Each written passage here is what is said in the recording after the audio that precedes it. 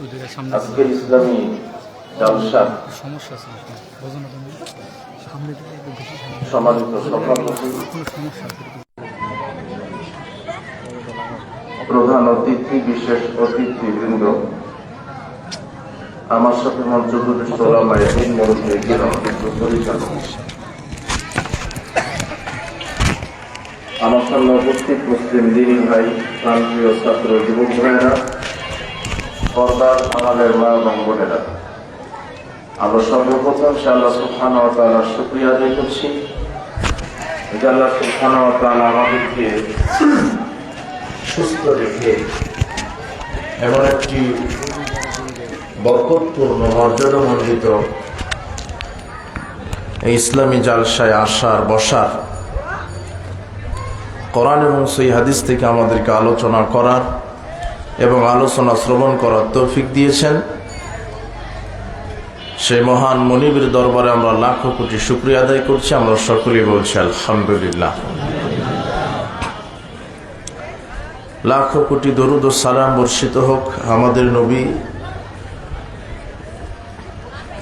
শেষ নবী, সর্বশ্রেষ্ঠ নবী ও রাসূল, নবিকুল শিরোমণি, নবী সম্রাট জনাবে মুহাম্মদ রাসূলুল্লাহ সাল্লাল্লাহু আলাইহি ওয়াসাল্লামের প্রতি। আমরা আজকে এই ইসলামী জালসায় যে বিষয়টি নিয়ে আলোচনা করব তা হচ্ছে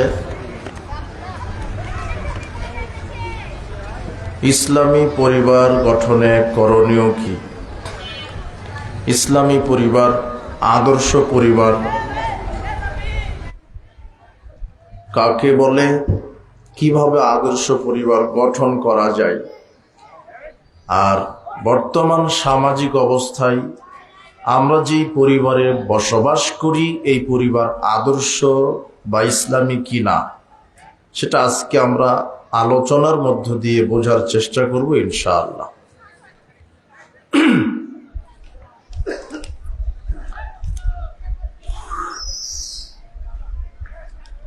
এটা মনে হয় বাজার, তা না? এটা কিন্তু এই যে আপনারা যারা স্বেচ্ছাসেবক আছেন, অনেক কথা শোনা যাচ্ছে বিশৃঙ্খলা, এই লোকগুলাদেরকে দূরে তাড়িয়ে দেন, না হলে চলে যেতে বলেন, এই আশেপাশে কথা বলার যেন সুযোগ না পায়। যারা রাস্তাঘাটে চলাচল করছেন, দোকানপাটে আড্ডা পিটছেন, অযথা ঘোরাফেরা করছেন, কথা বলছেন, বিশৃঙ্খলা করছেন, ঘোরাফেরা, কথা বলা, বিশৃঙ্খলা বন্ধ করে আমাদের ইসলামী সম্মেলনকে আপনারা মূল্যায়ন করার চেষ্টা করেন। আল্লাহ সুবহানাহু ওয়া তাআলার নিকটে আমরা দোয়া করি, প্রতিপালক, আজকের ইসলামী প্রোগ্রামটি তুমি আমাদের জন্য কবুল করে নাও। কিয়ামতের দিন এই ইসলামী জালসাটিকে তুমি আমাদের জন্য নাজাতের উসিলা হিসেবে কবুল করে নাও। যত নারী পুরুষ এসেছে আল্লাহ, তুমি তাদেরকে সঠিক ইসলাম বোঝার এবং মানার তৌফিক দান করো। তুমি আমাদের ভুল ত্রুটিগুলিকে ক্ষমা করে দাও।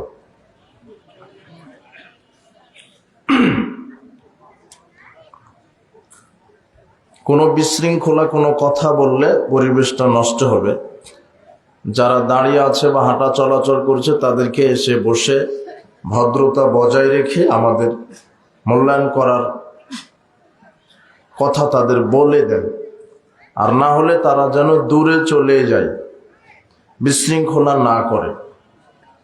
কারণ বাহিরের কথা যখন আমাদের কানে চলে আসবে তখন আমি একটা বিষয় আপনাকে বোঝাতেও পারবো না, আর আপনি ভালোভাবে বুঝতেও পারবেন না। আমি যদি ভালো বলতে না পারি তাহলে আপনি ভালো বুঝতে পারবেন না। এখনো কথা হচ্ছে, ছোট ছোট বাচ্চা, মানে আমার কথা ছাড়া দ্বিতীয় কারো কথাই চলবে না এখন। এই লোকগুলি বিশৃঙ্খলা, এই যে দোকানপাট, এদেরকে এখন দোকানপাট বন্ধ করতে বলেন, না হলে বিশৃঙ্খলা যেন না হয়। যে বাচ্চাগুলি আছে বা যে লোকজন বিশৃঙ্খলা করছে এদেরকে একদম নীরবতা পালন করতে বলেন।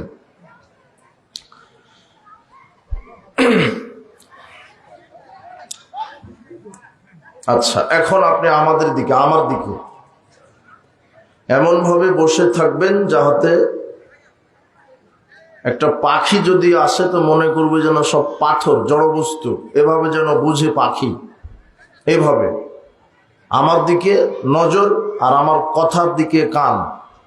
আপনারা তো সব এখন রেডি, তাই না? আচ্ছা, ইসলামী পরিবার, এর উপরে আজকের আলোচনা। আর আজকের আলোচনা শোনার পরে আপনি নিজে নিজে আজকে রাতে ঘুমানোর পূর্বে চিন্তা করবেন যে আমার পরিবার আসলেই মুসলিম না হিন্দু না ইহুদি খ্রিস্টান। এতদিন যে আমি পরিবারের পরিচালক ছিলাম, পুরুষ বা আপনি স্বামী হন বা পুরুষের দায়িত্বে থাকেন বা ছেলের দায়িত্বে থাকেন বা চাচা, খালা, খালু, মামু যার দায়িত্বে থাকেন, তা আপনার পরিবারটা কি ইসলামী পরিবার নাকি হিন্দু ইহুদি খ্রিস্টানের পরিবার ছিল, বা জাহেলিয়াত বেহায়াপনা কায়েম ছিল, অনইসলামিক নীতি আদর্শ কায়েম ছিল, আজকে আপনি বুঝতে পারবেন। আর যদি আমার বক্তব্যের সাথে মিল খাই তাহলে বুঝতে পারবেন যে না, আমার পরিবার আদর্শ পরিবার ছিল, ইসলামী পরিবার ছিল। তাহলে বক্তব্যের বিষয় কি? ইসলামী পরিবার। সবাই তো রেডি, তাই না, বক্তব্য শোনার জন্য এবং বোঝার জন্য? আচ্ছা, আমি কি কোনো গরু ছাগল বা পশু প্রাণীকে এতক্ষণ বললাম না মানুষকেই বলেছি? মানুষকে যদি বলতাম যে ভাই আপনি একটু ডানে যান, ও বুঝতে পারতো, ডানে যেত। তো আমি দেখলাম যে পশু প্রাণীকে বলেছি, মানে এগুলো মানুষই নয় তো এগুলো। দেখি আশ্চর্য কথা, এইভাবে পরিবেশ করেছেন কেন?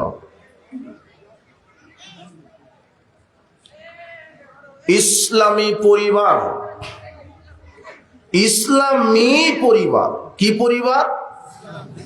ইসলামী পরিবার। তাহলে পরিবার কি দিয়ে গঠিত হয়?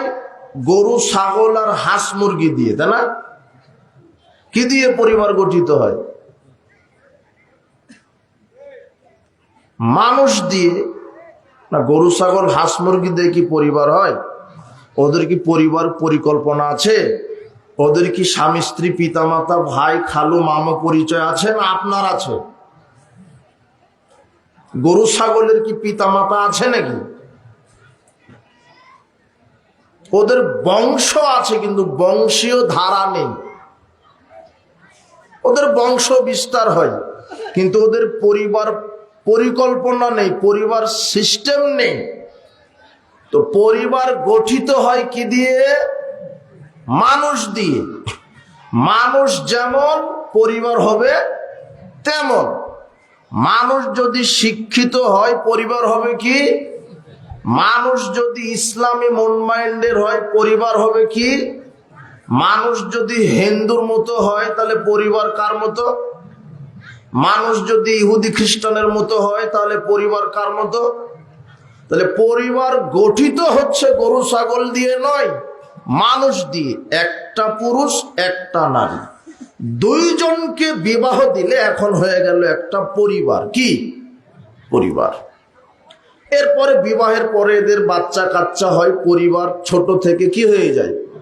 বড় হয়। তাহলে পরিবার হচ্ছেই বিবাহের মাধ্যমে একটা নারী একটা পুরুষ। একটা নারী একটা পুরুষের বিবাহের মাধ্যমে একটা ছেলে একটা মানুষ, একটা ছেলে একটা মেয়ের বিবাহের মাধ্যমে পরিবার গঠন হচ্ছে। তো আমরা বলছি ইসলামী পরিবার, তার মানে ছেলে আর মেয়েকে কি হতে হবে? ইসলামী হতে হবে। যদি ইসলামী না হয় তাহলে ছেলে মেয়ে তথাকথিত শিক্ষায় যত বড় শিক্ষিত হোক সেই পরিবার ইসলামী পরিবার নয়। কেমন করে? একটু এইদিকে লক্ষ্য করেন, খুব খেয়াল। আমি তথাকথিত কোনোভাবে তো বক্তা নই যে আপনাকে একেবারে বক্তব্য দিয়ে একেবারে মাঠ কাঁপিয়ে দিলাম। মনে করবেন যে ক্লাসে বসে আছেন, ক্লাস দার্সে বসে আছেন, মনে থাকবে কি? আমি প্রশ্ন করব, আপনি উত্তর দিবেন। এমনকি আপনি যেখানে বুঝতে পারেননি আমাকে বলবেন মৌলানা সাহেব এটা বুঝতে পারিনি, তখন আমি বলতে বাধ্য। কথা বুঝেছেন কি? আচ্ছা, আবু হুরায়রা রাদিয়াল্লাহু আনহু বলেন, রাসূল সাল্লাল্লাহু আলাইহি ওয়াসাল্লাম বলেছেন, ইযা আতাকুম মান তারদাউনা খুলুকাহু ওয়া দীনাহু, যখন ছেলে পক্ষ থেকে মেয়ের বাপের কাছে বিবাহের প্রস্তাব আসবে, অথবা মেয়ে পক্ষ থেকে ছেলের বাপের কাছে বিবাহের প্রস্তাব আসবে, তখন মুহাম্মদ সাল্লাল্লাহু আলাইহি সাল্লাম বলছেন তারা উভয়ের যেন দুটো জিনিস দেখে ছেলে মেয়েকে বিবাহ দেয়। কয়টা? দুটো। এক, খুলুকাহু, তার চরিত্র, আখলাক, তার স্বভাব।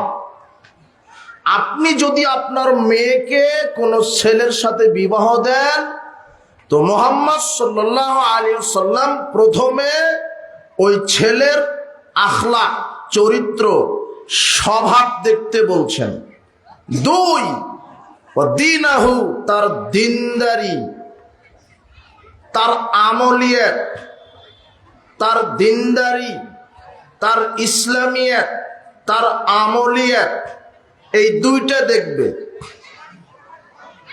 আপনি যদি মেয়ের বাপ হন, তাহলে যেই ছেলের সাথে মেয়েকে বিবাহ দিচ্ছেন, এই ছেলের কয়টা জিনিস দেখবেন? দুইটা। মেয়ের বাপ, একটু লক্ষ্য করেন। এক, আখলাক, স্বভাব, চরিত্র। দুই, দিনদারি, ইসলামিয়াত, আমলিয়াত। সেই ছেলে ইসলাম মানে কিনা, 5 ওয়াক্ত সালাত আদায় করে কিনা, দাড়ি আছে কিনা, প্যান্ট টাকনোর উপরে আছে কিনা, হালাল খায় কিনা, পরহেজগার কিনা, সত্য কথা বলে কিনা, আমানতদারিটা ঠিক আছে কিনা, বিশ্বস্ত কিনা, এগুলি দেখতে বলছেন ইসলাম, শরীয়ত। আপনি যখন আপনার মেয়েকে কোনো ছেলের সাথে বিবাহ দিবেন, দুটা জিনিস ইসলাম দেখতে বলেছে। এক, আখলাক, স্বভাব, চরিত্র। দুই, দিনদারিতা।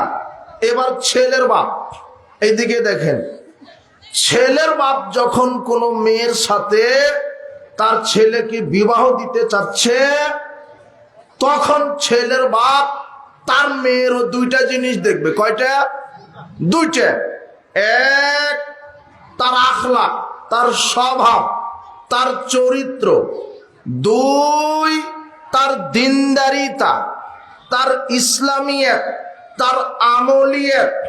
মেয়েটা 5 ওয়াক্ত সালাত আদায় করে কি না, মেয়েটা পর্দা করে কি না, মেয়েটা নিয়মিত 5 ওয়াক্ত সালাত আদায় করে কি না, মেয়েটা পর্দানশীল কি না, মেয়েটা পরহেজগার তাকওয়াশীল কি না, মেয়েটা সত্য কথা বলে, আমানতদারিতা, বিশ্বস্ততা আছে কি না, এইটা দেখতে হয়। ছেলের ক্ষেত্রেও দুটা, মেয়ের ক্ষেত্রেও দুটা। এই দুইটা দেখে যদি এই ছেলে মেয়েকে বিবাহ দিতে পারেন, তাহলে ওই ছেলে মেয়ের মাধ্যমে যেই পরিবার গঠিত হবে, সেটা হবে আদর্শ, সেটা হবে ইসলামী পরিবার। আর যদি এই দুইটা না থাকে, তাহলে আপনি যত ধনী হন আর যত শিক্ষিত হন, সেই পরিবার হবে জাহেলিয়াতের পরিবার। কি করে? দেখেন, এই যুবক শোনো, তোমার বাপ হাজী সাহেব, তোমার বাপ হাজী সাহেব, তোমার বোন আছে একটা। এখন তোমার বাপের কাছে ছেলে পক্ষ থেকে বিবাহের প্রস্তাব দিয়েছে। ছেলের বাড়ি রাজশাহী, তোমার বাড়ি তো চাপাই। তোমার বাপ হাজী সাহেব 2 বার হজ করেছে, 6 বার উমরা করা আছে, খুব পরহেজগার, তোমার বোনকে এখন বিবাহ দিবে, তো দুই ছেলের বাড়ি থেকে দুই পক্ষ থেকে বিবাহের প্রস্তাব এসেছে। এক পক্ষ, যেই পক্ষ থেকে বিবাহের প্রস্তাব এসেছে প্রথম পক্ষ থেকে, এই পক্ষের ছেলেটা হেফজখানায় চাকরি করে আর মসজিদে ইমামতি করে খায়, বেতন 15,000। কত হাজার? আর আরেক পক্ষ থেকে যেটা এসেছে, ওই ছেলেটা ব্যাংকে চাকরি করে, বেতন 80,000। কত হাজার? 80,000।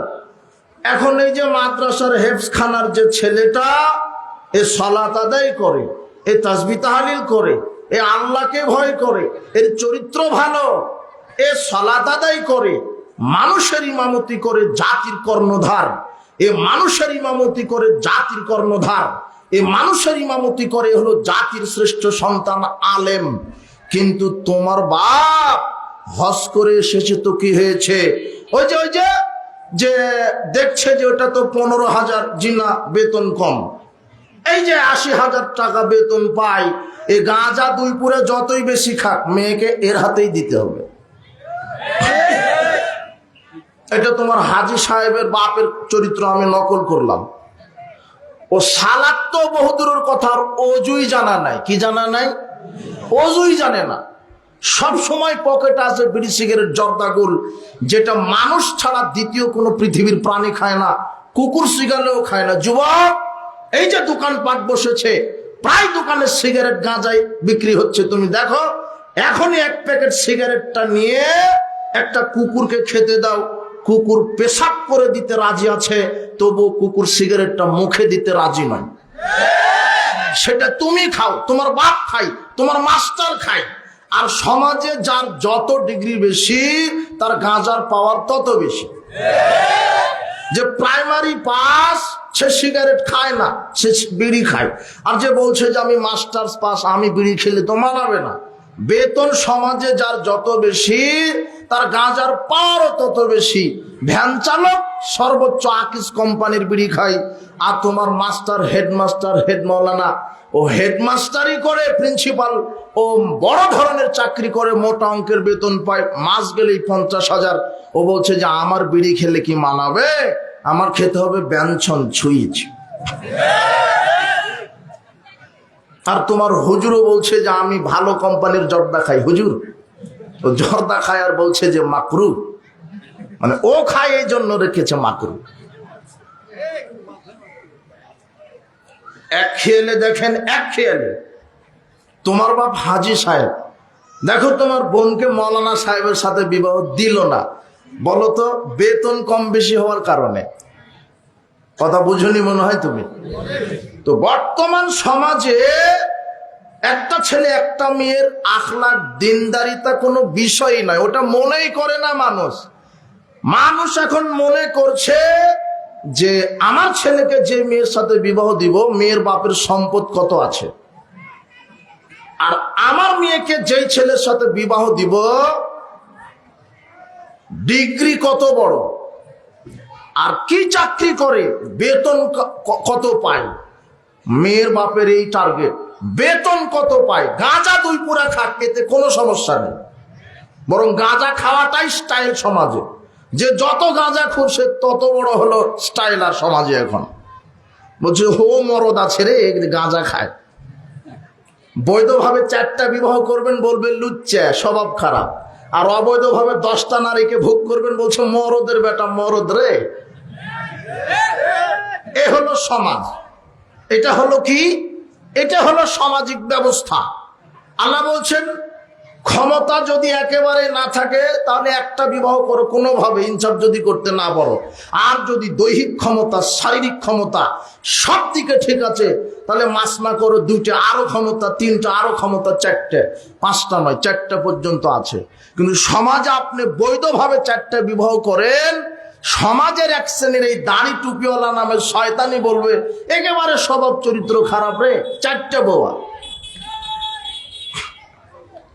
সমাজের নীতি নৈতিকতাই উল্টা। মানুষ এখন হালাল খুরকে 5 পয়সা দাম দেয় না। যার টাকা সম্পদ বেশি, তার মর্যাদা বেশি, হালাল হারামের বিবেচনা নেই। হালাল হারাম মানুষ বিবেচনায় নিয়ে আসে না।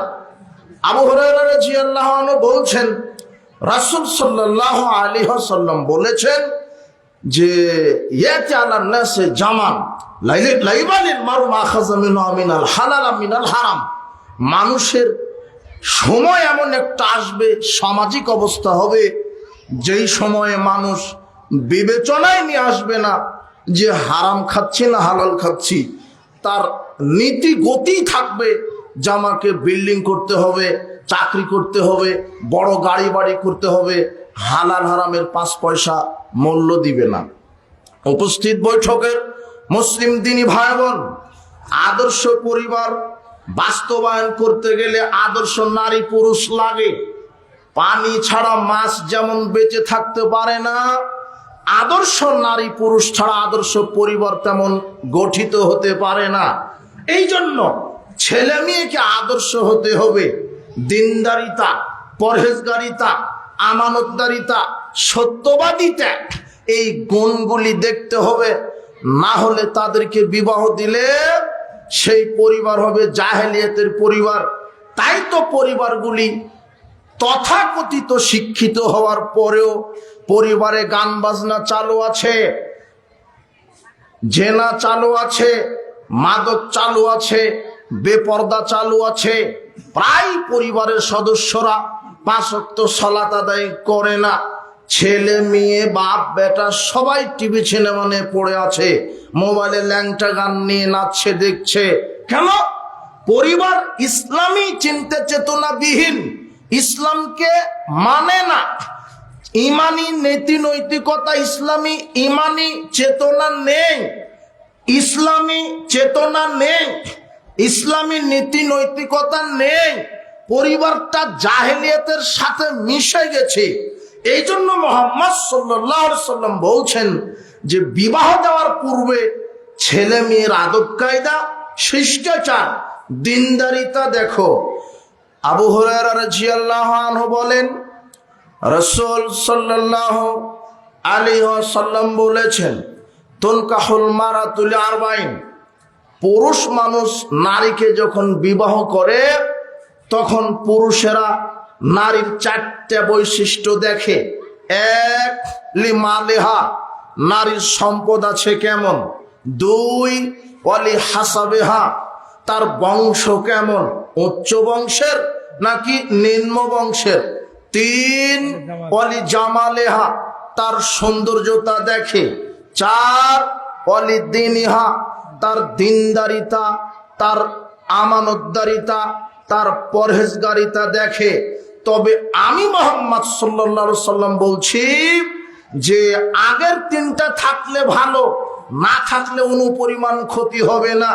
বংশ ভালো হলে ভালো, খারাপ হলে তেমন ক্ষতি নেই।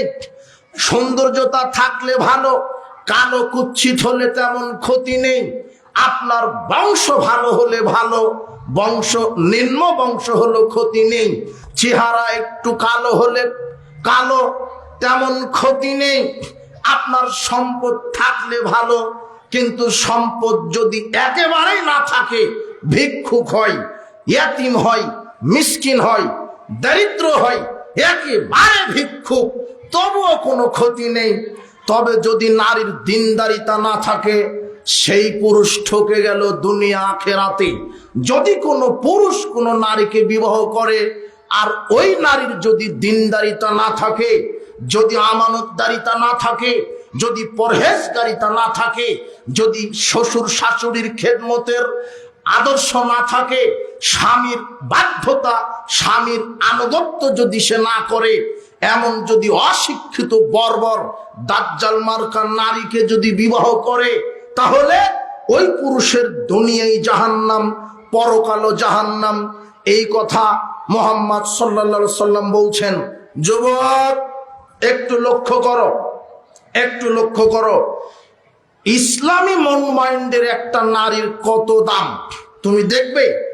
ইসলাম জানে, ইসলাম মানে, শরীয়ত জানে, কোরআন জানে মানে, হাদিস জানে মানে, আল্লাহ, পরকাল, জান্নাত জাহান্নাম জানে, এমন নারী শিক্ষিতা, ইসলামী মন মাইন্ডের নারীর মূল্য কত তুমি জানো? হাদিসটা লক্ষ্য করো। আল্লাহর নবী বলছেন, ইন্নাদ দুনিয়া কুল্লাহা মাতাউন, সারা পৃথিবী দামি সম্পদ।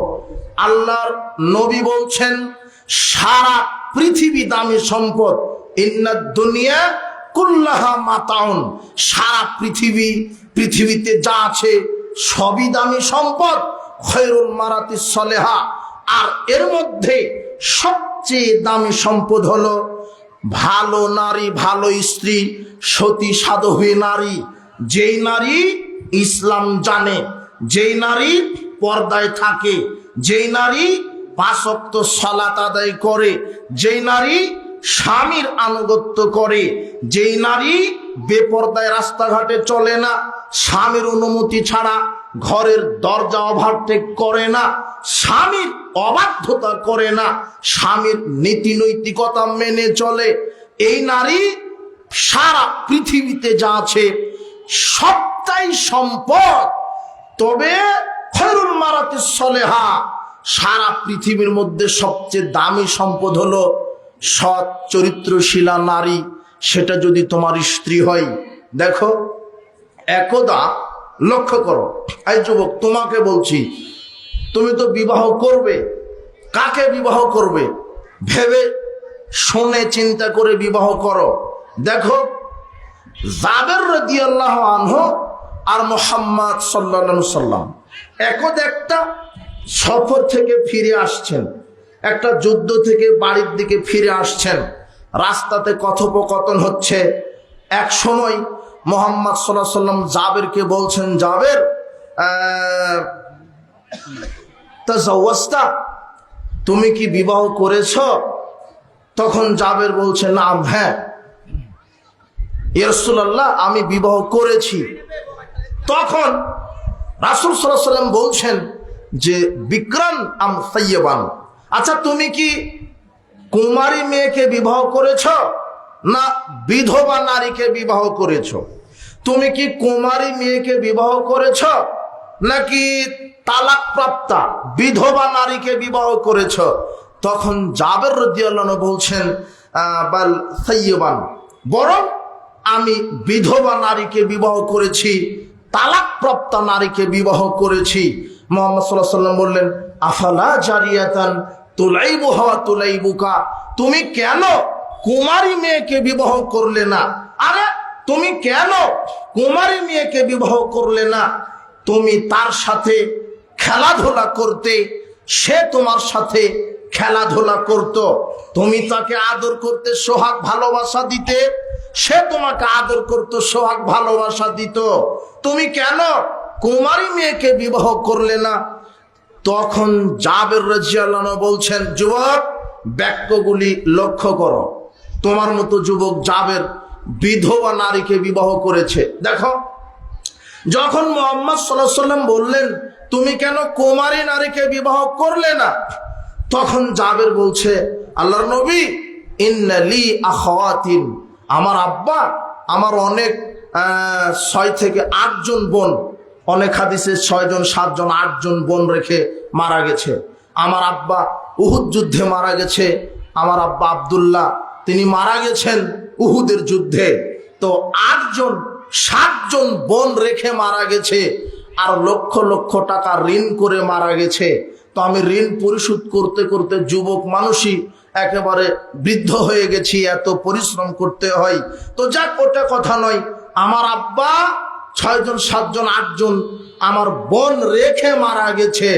তো আহবাবতু আন আতাজাওয়াজা ইমরাতুন, তাই আমি এমন একটা নারীকে বিবাহ করতে চাইলাম, আমি এমন একটা মেয়েকে বিবাহ করতে চাইলাম, তাজমাউহুন্না, যাতে করে আমার স্ত্রী আমার বোনদেরকে মিল মহব্বতে রাখে, একত্র করে রাখে, দেখাশোনা করতে পারে।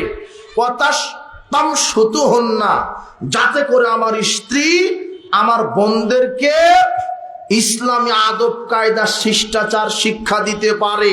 ওয়াতাকুমু আলাইহিন্না, যাতে করে আমার স্ত্রী আমার বোনদের উপরে পাহারাদার হতে পারে। ক্ষমতা প্রয়োগকারী হতে পারে। আল্লাহর নবীকে কয়টা জিনিস শোনালেন জাবের রাদিয়াল্লাহু আনহু? তিনটে। মুহাম্মদ সাল্লাল্লাহু আলাইহি ওয়াসাল্লাম বলছেন, একটা অল্প বয়সী একটা কুমারী নারীকে বিবাহ করলেই তো হতো। আদর্শ হক করতে, ভালোবাসতে, সেও তোমাকে ভালোবাসতো, আদর্শ হক দিত। তখন জাবের বলছে, আল্লাহর নবী, আমার 6-7টা বোন আছে, ছোট ছোট, 10, 12, 15 বছর করে বয়স। তাই আমি চাইনি যে আমি 15 বছর বয়সের মেয়েকে বিবাহ করি, তাহলে আমার বোনের সমবয়সী হয়ে গেল। তো তাহলে তো আমার স্ত্রী তাদেরকে কিছু শিক্ষা দিলে তারা তো মেনে নিবে না। কথা বুঝেননি মনে হয়? আমার স্ত্রী তাদেরকে, এটা করছো কেন, এটা করো, সেটা করো, এইভাবে ধমক দিয়ে শিষ্টাচার শিক্ষা দিলে তারা তো নিবে না। তাই আমি কি করলাম, আমি বয়সের দিকে বড়, জ্ঞানের দিকে বড়, শিক্ষিতা নারী, যে দিন ধর্ম জানে, এমন নারীকে বিবাহ করলাম। বিধবা হয়েছে তো কি হয়েছে, পরিবার আদর্শভাবে আমি চালাতে পারবো। তাই আমার স্ত্রী যেন আমার বোনদেরকে একত্রে রাখতে পারে, মিল মহব্বতে রাখতে পারে, আর আমার স্ত্রী তাদেরকে যেন শিষ্টাচার, ইসলামী নীতি নৈতিকতা শিক্ষা দিতে পারে। আপনার স্ত্রী কি পারে আপনার ছেলে মেয়েকে শিষ্টাচার শিক্ষা দিতে? আপনার স্ত্রী তো ওই যে রাজশাহী বিশ্ববিদ্যালয় থেকে মাস্টার ডিগ্রি পাস, ঢাকা বিশ্ববিদ্যালয় থেকে মাস্টার ডিগ্রি পাস করেছে। যুবক, তুমি বলছো তোমার বাপ আবার মোড়ে মোড়ে গর্ব করে বলে, ছেলের বউ একখান পেয়েছি, মাস্টার ডিগ্রি পাস, ইংলিশে পড়ে, ইংলিশে অনার্স, ছেলের একটা বউ পেয়েছি। আর হলো বিমানওয়ালা, ও বিমানবালা। ছেলের একটা বউ একখান পেয়েছি, ও হলো ডাক্তার। ছেলের একটা বউ একটা পেয়েছি, আমার ছেলের বউ হলো ইঞ্জিনিয়ার। খুব প্রশংসা করছে তোমার বাপ। অথচ তোমার স্ত্রী তোমার ছেলে সন্তানকে জুতা পরিয়ে দিতে জানে না, পোশাক গায়ে দিতে জানে না, দোয়া করতে হয় কিভাবে জানে না। তোমার বাপ অথবা তোমার শ্বশুর যখন যাচ্ছে, বিদায় নিচ্ছে তোমার বাড়ি থেকে, তখন তোমার মাস্টার ডিগ্রি পাশের বউ বলছে যে, ওই যে আপু নানা চলে যাচ্ছে, বলো টাটা বাই বাই। ওই যে নানা চলে যাচ্ছে, কি বলো? Tata bye bye. অথচ এটা ইহুদি খ্রিস্টানের নীতি। তোমার স্ত্রী যদি ইসলামী শিক্ষায় শিক্ষিত হতো, তাহলে তোমার স্ত্রী তোমার সন্তানকে আগেই শিখিয়ে দিত, বেটা কেউ বিদায় নিতেও সালাম দিবে, কেউ আসলেও সালাম দিবে। আর কাউকে বিদায় দিবে কি বলে জানো? আস্তাউদিউল্লাহ দীনাকা ওয়া আমানাতাকা ওয়া খাওয়াতিমা আমালিকা ওয়া যাওয়াদাকা আল্লাহু তাকওয়া ওয়া গাফারা যামমাকা ওয়া ইয়াসসারা লাকাল খায়রা হাইসুমা কুনতা। আল্লাহ আপনার আমানতদারিতাকে গচ্ছিত রাখুক, দিনদারিতার উপরে রাখুক, তাকওয়া পরহেজগারিতা দান করুন। আল্লাহ আপনাকে রুজি দান করুন, আল্লাহ আপনার কাজকে সহজ করুন। আপনি যেখানেই থাকেন আল্লাহ আপনাকে হেফাজত করুন। এটা কত সুন্দর দোয়া। তুমি যদি এই ইসলামী শিক্ষিতা নারীকে বিবাহ করতে, এইটা তোমার স্ত্রী তোমার ছেলে মেয়েকে শিক্ষা দিত, আর বলতো আব্বু সালাম দাও। আপনার স্ত্রী আপনার ছেলেকে জুতা পায়ে দেওয়াতেই জানে না, পোশাক গায়ে দেওয়াতেই জানে না। জুতা পায়ে দেওয়ার একটা বিধান আছে, পোশাক গায়ে দেওয়ার একটা বিধান আছে, এটাই জানে না। এক গ্লাস পানি পান করতে গেলে 10টা বিধান লাগে, এক গ্লাস পানি পান করতে গেলে 10টা বিধান লাগে। এক, স্বর্ণরৌপ্যের পাত্রে পানি পান করা মুহাম্মদ সাল্লাল্লাহু আলাইহি ওয়াসাল্লাম হারাম করেছেন। 2, যেই পানি পান করবেন সেটা হালাল পবিত্র হতে হবে। 3, জগ মস্কের মুখে পানি পান করা যাবে না, কোনো গ্লাসে ছোট পাত্রে ঢেলে পান করতে হবে। 4, ডান হাতে গ্লাস ধরতে হবে। 5, বসতে হবে। 6, বিসমিল্লাহ বলতে হবে। 7, 3 শ্বাসে পানি পান করতে হবে। 8, নিঃশ্বাস ফুৎকার দেওয়া যাবে না গ্লাসে। 9, যদি গ্লাসে একটা পোকা মাছি পড়ে যায়, মাছি পড়ে যায়, তাহলে মুহাম্মদ সাল্লাল্লাহু আলাইহি ওয়াসাল্লাম বলছেন তোমরা গ্লাসের পানি ঢং করে চট করে ফেলে দিও না, মাছিকে আবার ডুবিয়ে দাও। কেন? মাছির এক দানাতে থাকে বিষ, আর এক দানাতে থাকে শেফা। তাই গ্লাসের পাত্রে যদি মাছি পড়ে, পানিটা ফেলে দেওয়া যাবে না, মাছিটা ডুবিয়ে ওই গ্লাসের পানি পান করতে হবে। 10 খাওয়া শেষে আলহামদুলিল্লাহ বলতে হবে। এক গ্লাস পানি পান করতে কয়টা বিধান লাগে? 10টা। তো তুমি কাকে বিবাহ করেছো? ও তো ইংলিশে মাস্টার্স করেছে, কিন্তু ছেলেকে যে একটা সূরা ফাতিহা শিক্ষা দিবে এটাই তো জানে না, কিভাবে রুকু সেজদা শিখিয়ে দেবে এটাই তো জানে না। ছেলে মেয়েকে শিষ্টাচার শিক্ষা দিবে। তোমাকে আর একটা কথা বলি যুবক, তুমি শুধু একটা নারীকে বিবাহ করছো না, মাথায় রেখো তুমি তোমার সন্তানের মাকে বিবাহ করছো। আজকে বিবাহ করবে, 1 বছর পরে সে হবে মা। কথা বোঝনি মনে হয় তুমি। তাহলে এমন নারীকে তুমি বিবাহ করো যেই নারী তার ছেলে মেয়েকে শিষ্টাচার শিক্ষা দিবে। উপস্থিত বৈঠকের মুসলিম দ্বীনি ভাই বোন, আদর্শ পরিবার। আব্দুল্লাহ ইবনে ওমর রাদিয়াল্লাহু আনহু বলেন, রাসূল সাল্লাল্লাহু আলাইহি ওয়াসাল্লাম বলেছেন, আলা কুল্লুকুম রাইন, তোমরা প্রত্যেকেই দায়িত্বশীল, কুল্লুকুম মাসউলুন আন রায়াতিহি, তোমাদের প্রত্যেককেই তোমাদের দায়িত্ব সম্পর্কে আল্লাহ কিয়ামতের মাঠে জিজ্ঞাসা করবেন। ফাল ইমাম আল্লাযী আলান নাস রাইন, দেশের শাসক দেশের নাগরিকের উপরে দায়িত্বশীল। আর রাজুলু রাইন আলা আহলি বাইতিহি, পরিবারের যে পুরুষ সে তার পরিবারের উপরে দায়িত্বশীল। বিচারের মাঠে ইউতা বিল আবদি ইয়াউমাল কিয়ামা, বিচারের মাঠে আল্লাহ মানুষকে এক উপস্থিত করে বলবেন, আলাম আজআল্লাকা সামআন ওয়া বাসারান ওয়া ওয়ালাদান, আমি কি তোমাকে পরিবার দিইনি, চক্ষু কর্ণ দিইনি, সম্পদ দিইনি, স্ত্রী ছেলে মেয়ে দিইনি?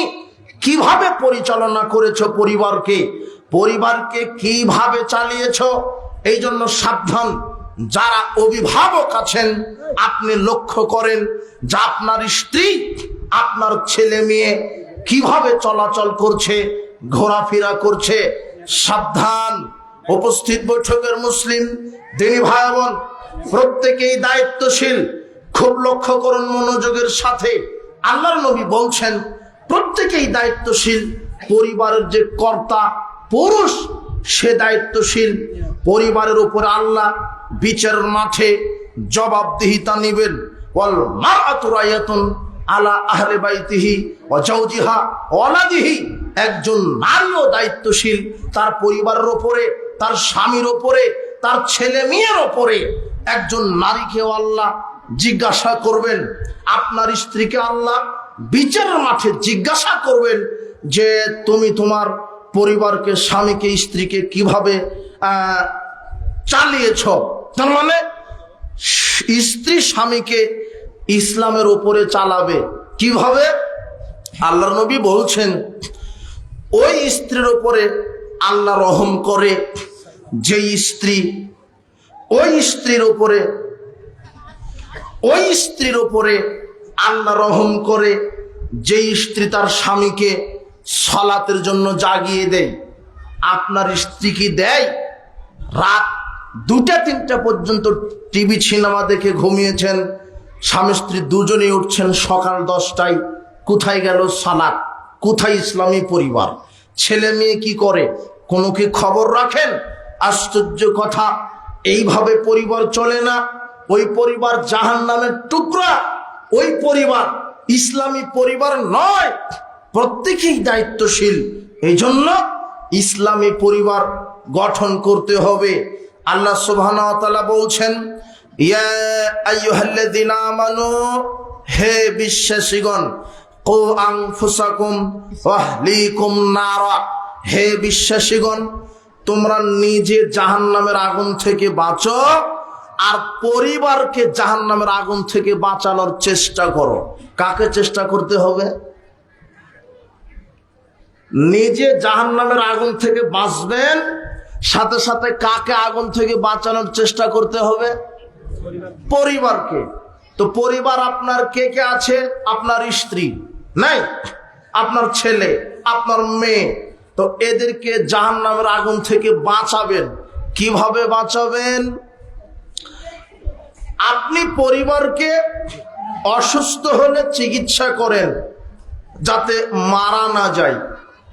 ছেলেকে মোটরসাইকেল কিনে দিয়ে বলেছেন, বেটা দেখে শুনে চালায়, অ্যাক্সিডেন্ট হলে মারা যাবে। মানে আপনি মৃত্যু থেকে বাঁচানোর জন্য ছেলেকে কি করছেন? পরামর্শ দিচ্ছেন, চেষ্টা করছেন। তো আপনি যতই বুদ্ধি পরামর্শ চেষ্টা দেন, তার তাকদিরে যদি থাকে যে মোটরসাইকেলে মারা যাবে, আপনি কি ওকে মৃত্যু থেকে ঠেকাতে পারবেন? যেটা নিশ্চিত বিষয় মৃত্যু, অথচ সেখান থেকে সতর্ক করছেন, বেটা রাস্তাঘাটে দেখে শুনে চলিও, গাড়ি অ্যাক্সিডেন্টে মানুষ মারা যাচ্ছে, তোমার যেন মরণ না হয়। অথচ মৃত্যু অনিশ্চিত না সুনিশ্চিত?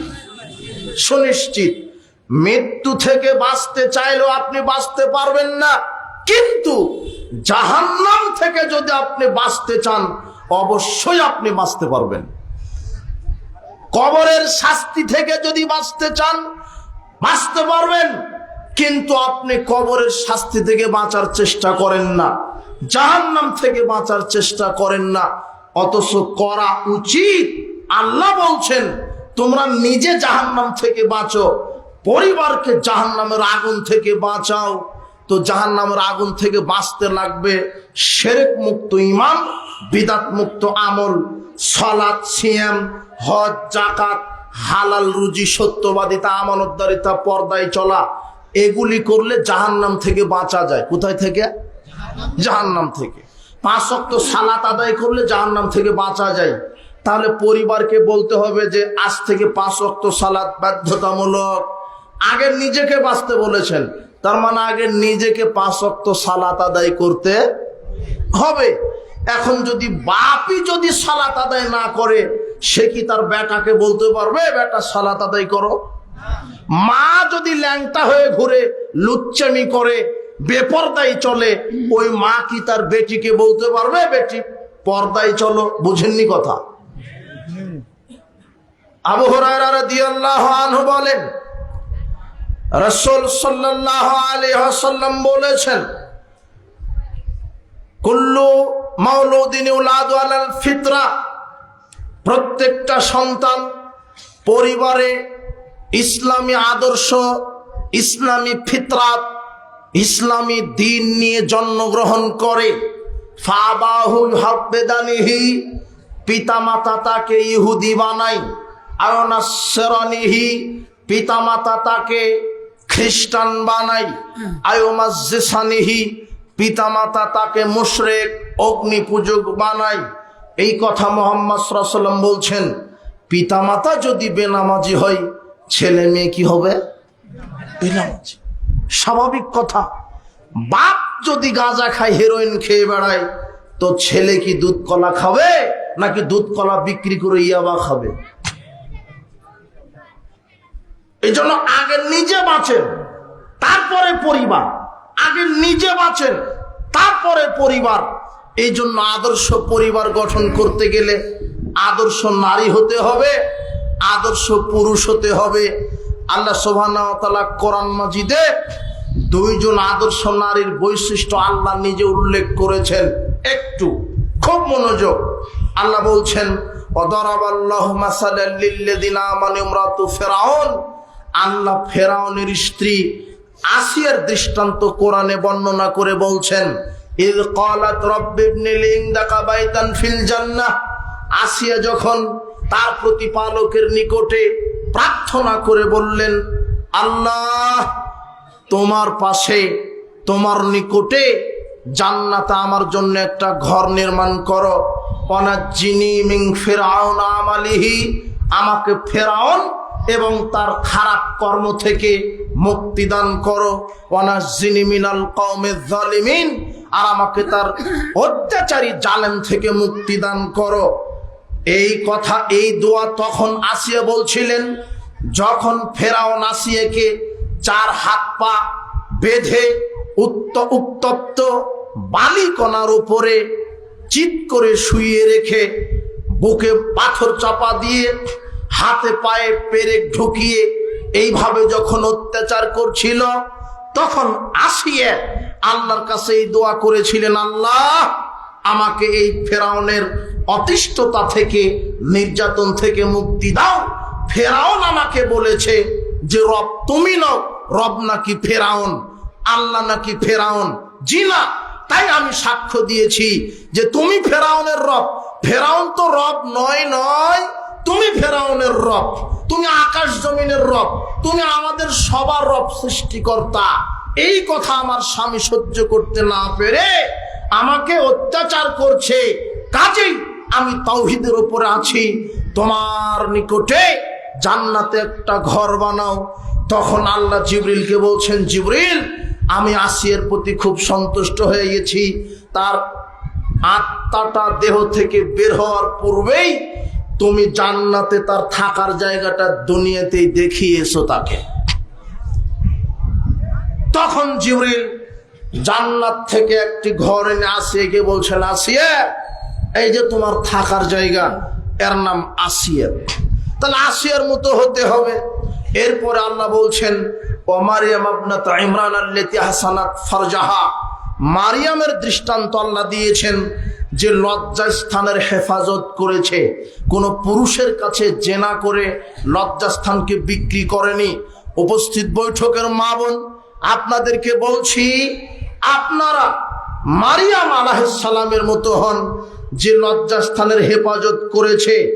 আবু মুসা আশআরী রাদিয়াল্লাহু আনহু বলছেন, রাসূল সাল্লাল্লাহু আলাইহি ওয়াসাল্লাম বলেছেন, কামালা মিনার রিজালে নিসা, কামালা মিনার রিজালে কাসিরুন, অধিকাংশ পুরুষেরাই পূর্ণ ঈমানদার হতে পেরেছে, অধিকাংশ পুরুষ মানুষেরাই পূর্ণ ঈমানদার হতে পেরেছে। লাম ইয়াকমুল মিনান নিসায়ে, কিন্তু মহিলারা তেমন ঈমানদার হতে পারেনি, মহিলারা তেমন ঈমানদার হতে পারেনি। তবে ইল্লা আসিয়া, মহিলাদের মধ্যে আসিয়া নামক মেয়ে মহিলা, সে পূর্ণ ঈমানদার হতে পেরেছে। ও মারিয়াম বিনতে ইমরান, আর ইমরানের মেয়ে মারিয়াম, এ পূর্ণ ঈমানদার হতে পেরেছে। তাহলে এরা কত মর্যাদাবান নারী। আল্লাহ এবং তার রাসূল এই দুইজন নারীর কথা উল্লেখ করে বলছেন, পৃথিবীর সাধারণ মানুষ, সাধারণ মেয়ে লোকেরা, তোমরাও মারিয়াম এবং আসিয়ার মতো আদর্শশীলা নারী হও। আনাস রাদিয়াল্লাহু আনহু বলছেন, রাসূল সাল্লাল্লাহু আলাইহি ওয়াসাল্লাম বলেছেন, হাসবুকা মিন নিসাইল আলামিন, সারা পৃথিবীর সব নারীর জন্য জান্নাতে যাওয়ার জন্য চারটা নারীর আদর্শ অনুসরণ করা যথেষ্ট হবে। এক, খাদিজা বিনতে খুয়াইলিদ, খুয়াইলিদের মেয়ে খাদিজা। দুই, মারিয়াম বিনতে ইমরান, ইমরানের মেয়ে মারিয়াম। তিন, ফাতেমা বিনতে মুহাম্মদ সাল্লাল্লাহু আলাইহি সাল্লাম, মুহাম্মদ সাল্লাল্লাহু আলাইহি সাল্লামের মেয়ে ফাতেমা। চার, আসিয়া বিনতে মুজাহিম, ইমরাতু ফেরাউন, মুজাহিমের মেয়ে আসিয়া, ফেরাউনের স্ত্রী। এই চারটা নারীর আদর্শ যে কোনো নারী যদি নিজের জীবনে বাস্তবায়ন করে, তাহলে সেই নারীর জন্য জান্নাতে যাওয়া যথেষ্ট হয়েই যাবে।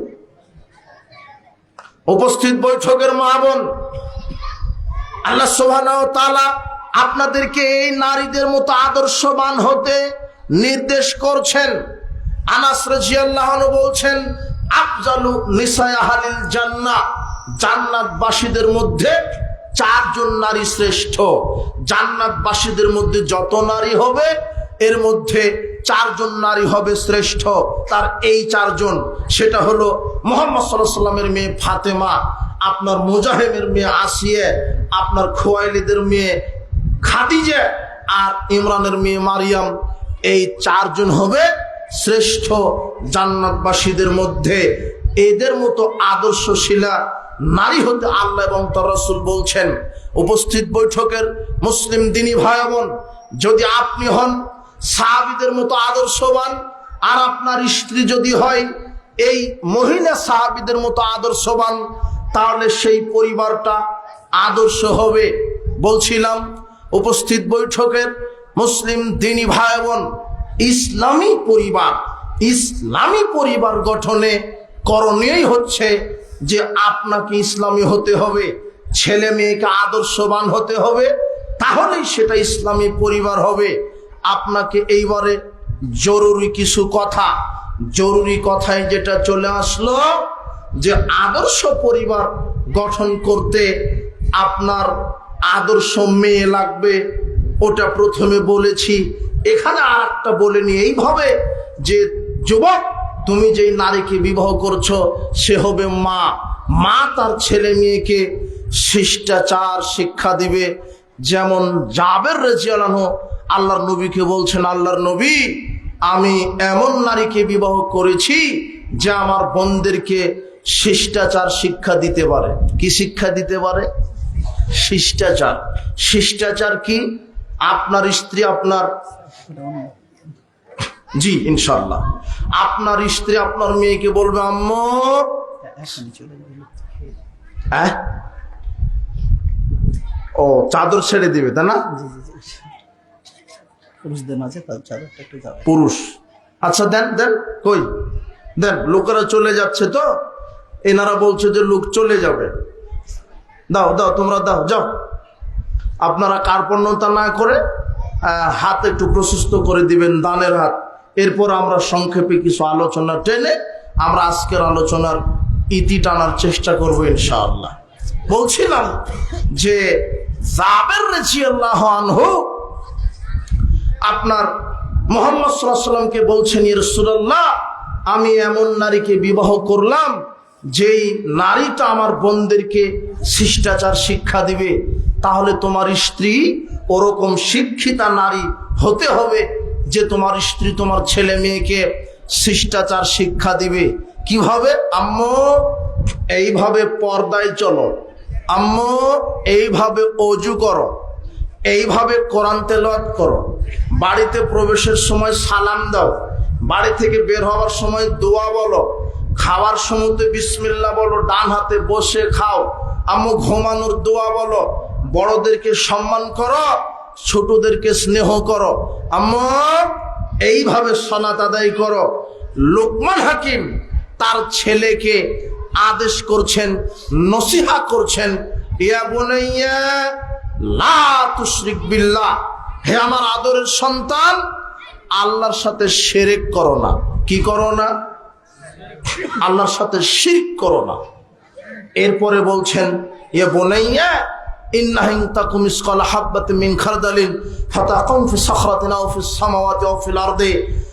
পাপ নেকি তুচ্ছ অনুপরিমাণ হলেও সেটা যদি আকাশে অথবা পাথরের মধ্যে থাকে অথবা জমিনের মধ্যে থাকে, ইয়াতি বিহাল্লাহ, আল্লাহ সেটা উপস্থিত করবেন।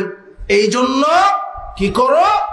পাপ এবং নেকি অনুপরিমাণ হলেও মূল্যায়ন করো। অনুপরিমাণ পাপ করলে আল্লাহ দেখাবেন, অনুপরিমাণ নেকি করলে আল্লাহ দেখাবেন। আপনি কি এইভাবে আপনার ছেলে মেয়েকে শিষ্টাচার শিক্ষা দিয়েছেন? এরপরে লোকমান হাকিম তার ছেলেকে বলছে, আব্বু আকিমিস সালাহ, সালাত কায়েম করো। আপনি কি আপনার ছেলে মেয়েকে বলেছেন আব্বু সালাত আদায় করো? মুহাম্মদ সাল্লাল্লাহু আলাইহি ওয়াসাল্লাম বলছেন, মুরু আওলাদাকুম বিস সালাত ওয়া হুম আবনাউ সাব'i সিনিনা। আপনার ছেলেকে সালাতের নির্দেশ দিবেন যখন তার বয়স 7 বছর। 7 বছর যখন বয়স তখন নির্দেশ দিবেন, সালাত শিখিয়ে দিবেন। আব্বু এইভাবে ওযু করতে হয়, এইভাবে সালাতে দাঁড়াতে হয়, এইভাবে রুকু, এইভাবে সেজদা, এইভাবে সূরা ফাতিহা, এইভাবে আসর জোহর মাগরিব এইভাবে এই সময়ে পড়তে হয়। এইভাবে 7 থেকে 10 বছর পর্যন্ত 3 বছর ছেলে মেয়েকে সালাতের নির্দেশ দিতে হবে। কত বছর? 3 বছর। আপনার পরিবারে যে ছেলে মেয়ে আছে, আপনি কি আপনার পরিবারের ছেলে মেয়েকে সালাতের জন্য নির্দেশ দিয়েছেন?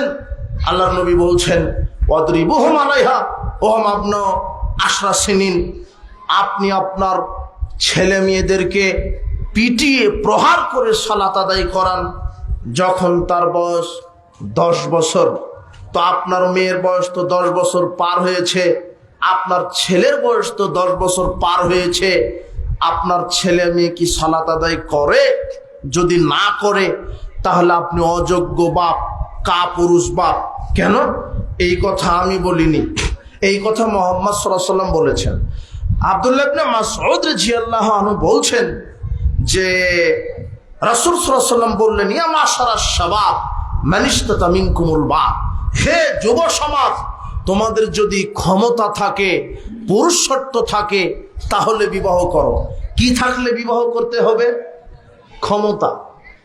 মানে বিবাহ করলে স্ত্রী আসবে, ছেলে মেয়ে আসবে, তাদেরকে ইসলামের ওপরে চালানোর ক্ষমতা থাকতে হবে, তাহলে বিবাহ করতে হবে। আপনার স্ত্রী বেপরদায় চলে, আপনার স্ত্রী গীবাত পরনিন্দা করে বেড়ায়, আপনি থাকা অবস্থায় আপনার স্ত্রী একাকী চলে যায় ঈদের মার্কেট করতে বাজারে, আপনার মেয়ে সেই বাড়ি থেকে বের হয়েছে দুপুর 12টায়, ঘরে ফিরছে রাত 12টায়, আপনি তো খবর নিলেন না। অথচ আপনি বাপ মানে দায়িত্বশীল। আপনার ছেলে মেয়ে কি করছে? উপস্থিত বৈঠকের মুসলিম দিনী ভাই বোন, সতর্কতার সহিত একটা কথা আপনাকে বলছি, যারা অভিভাবক আছেন, দেখেন তো আপনার ছেলে মেয়ে 24 ঘন্টা কি করে। আর এই যুবক, তোমাকে বলছি, তুমি কার সাথে বন্ধুত্ব করছো? কে তোমার বন্ধু?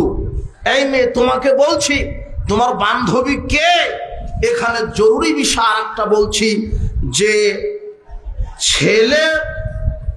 একটা ছেলে বন্ধু কোনো মেয়ে বন্ধুর সাথে সম্পর্ক রাখতে পারে না।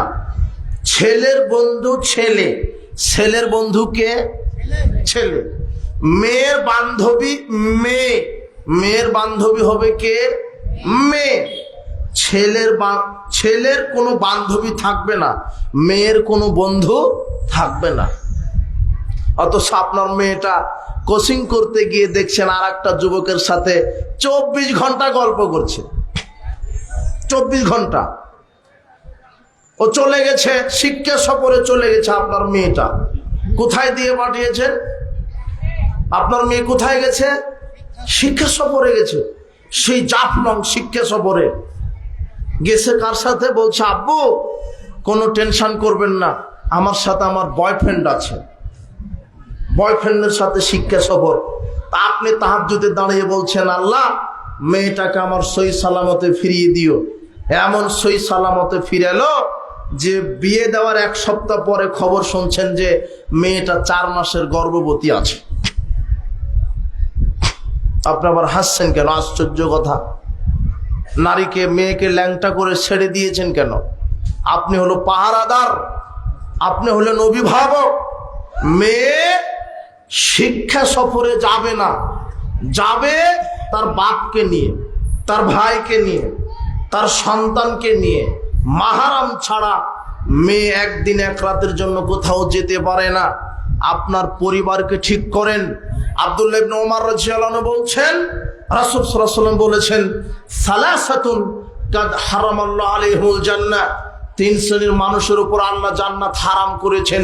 তার 1 নম্বরে আছে মুদমিনুল খামর, যারা প্রতিনিয়ত মাদক সেবন করে, নেশাদার দ্রব্য। আপনার এই যে গুল, জর্দা, বিড়ি, সিগারেট, ইয়াবা, হিরোইন, ফেন্সিডিল যারা খায়, এরা হলো জান্নাতে যাবে না। বিড়ি, সিগারেট, জর্দা, গুল, ইয়াবা নেশাদার বস্তু। আব্দুল্লাহ ইবনে আব্বাস রাদিয়াল্লাহু আনহু বলছেন, রাসূল সাল্লাল্লাহু আলাইহি ওয়াসাল্লাম বলেছেন, ইন্নাল্লাহা ইযা হারামা আলা কওমিন আকলা শাই, যখন আল্লাহ কোন জাতির উপরে কোন জিনিস খাওয়া হারাম করে, সেই হারাম আলাইহিম সামানাহু, সেই জিনিসকে বিক্রি করাও হারাম করে। বিড়ি, সিগারেট, জর্দাগুল হারাম, বিড়ি সিগারেটের ব্যবসা করাও হারাম। তোমার বাপকে বলো যে আব্বু বিড়ি সিগারেট বেচো না, মুদির দোকান দেয় তোমার বাপ।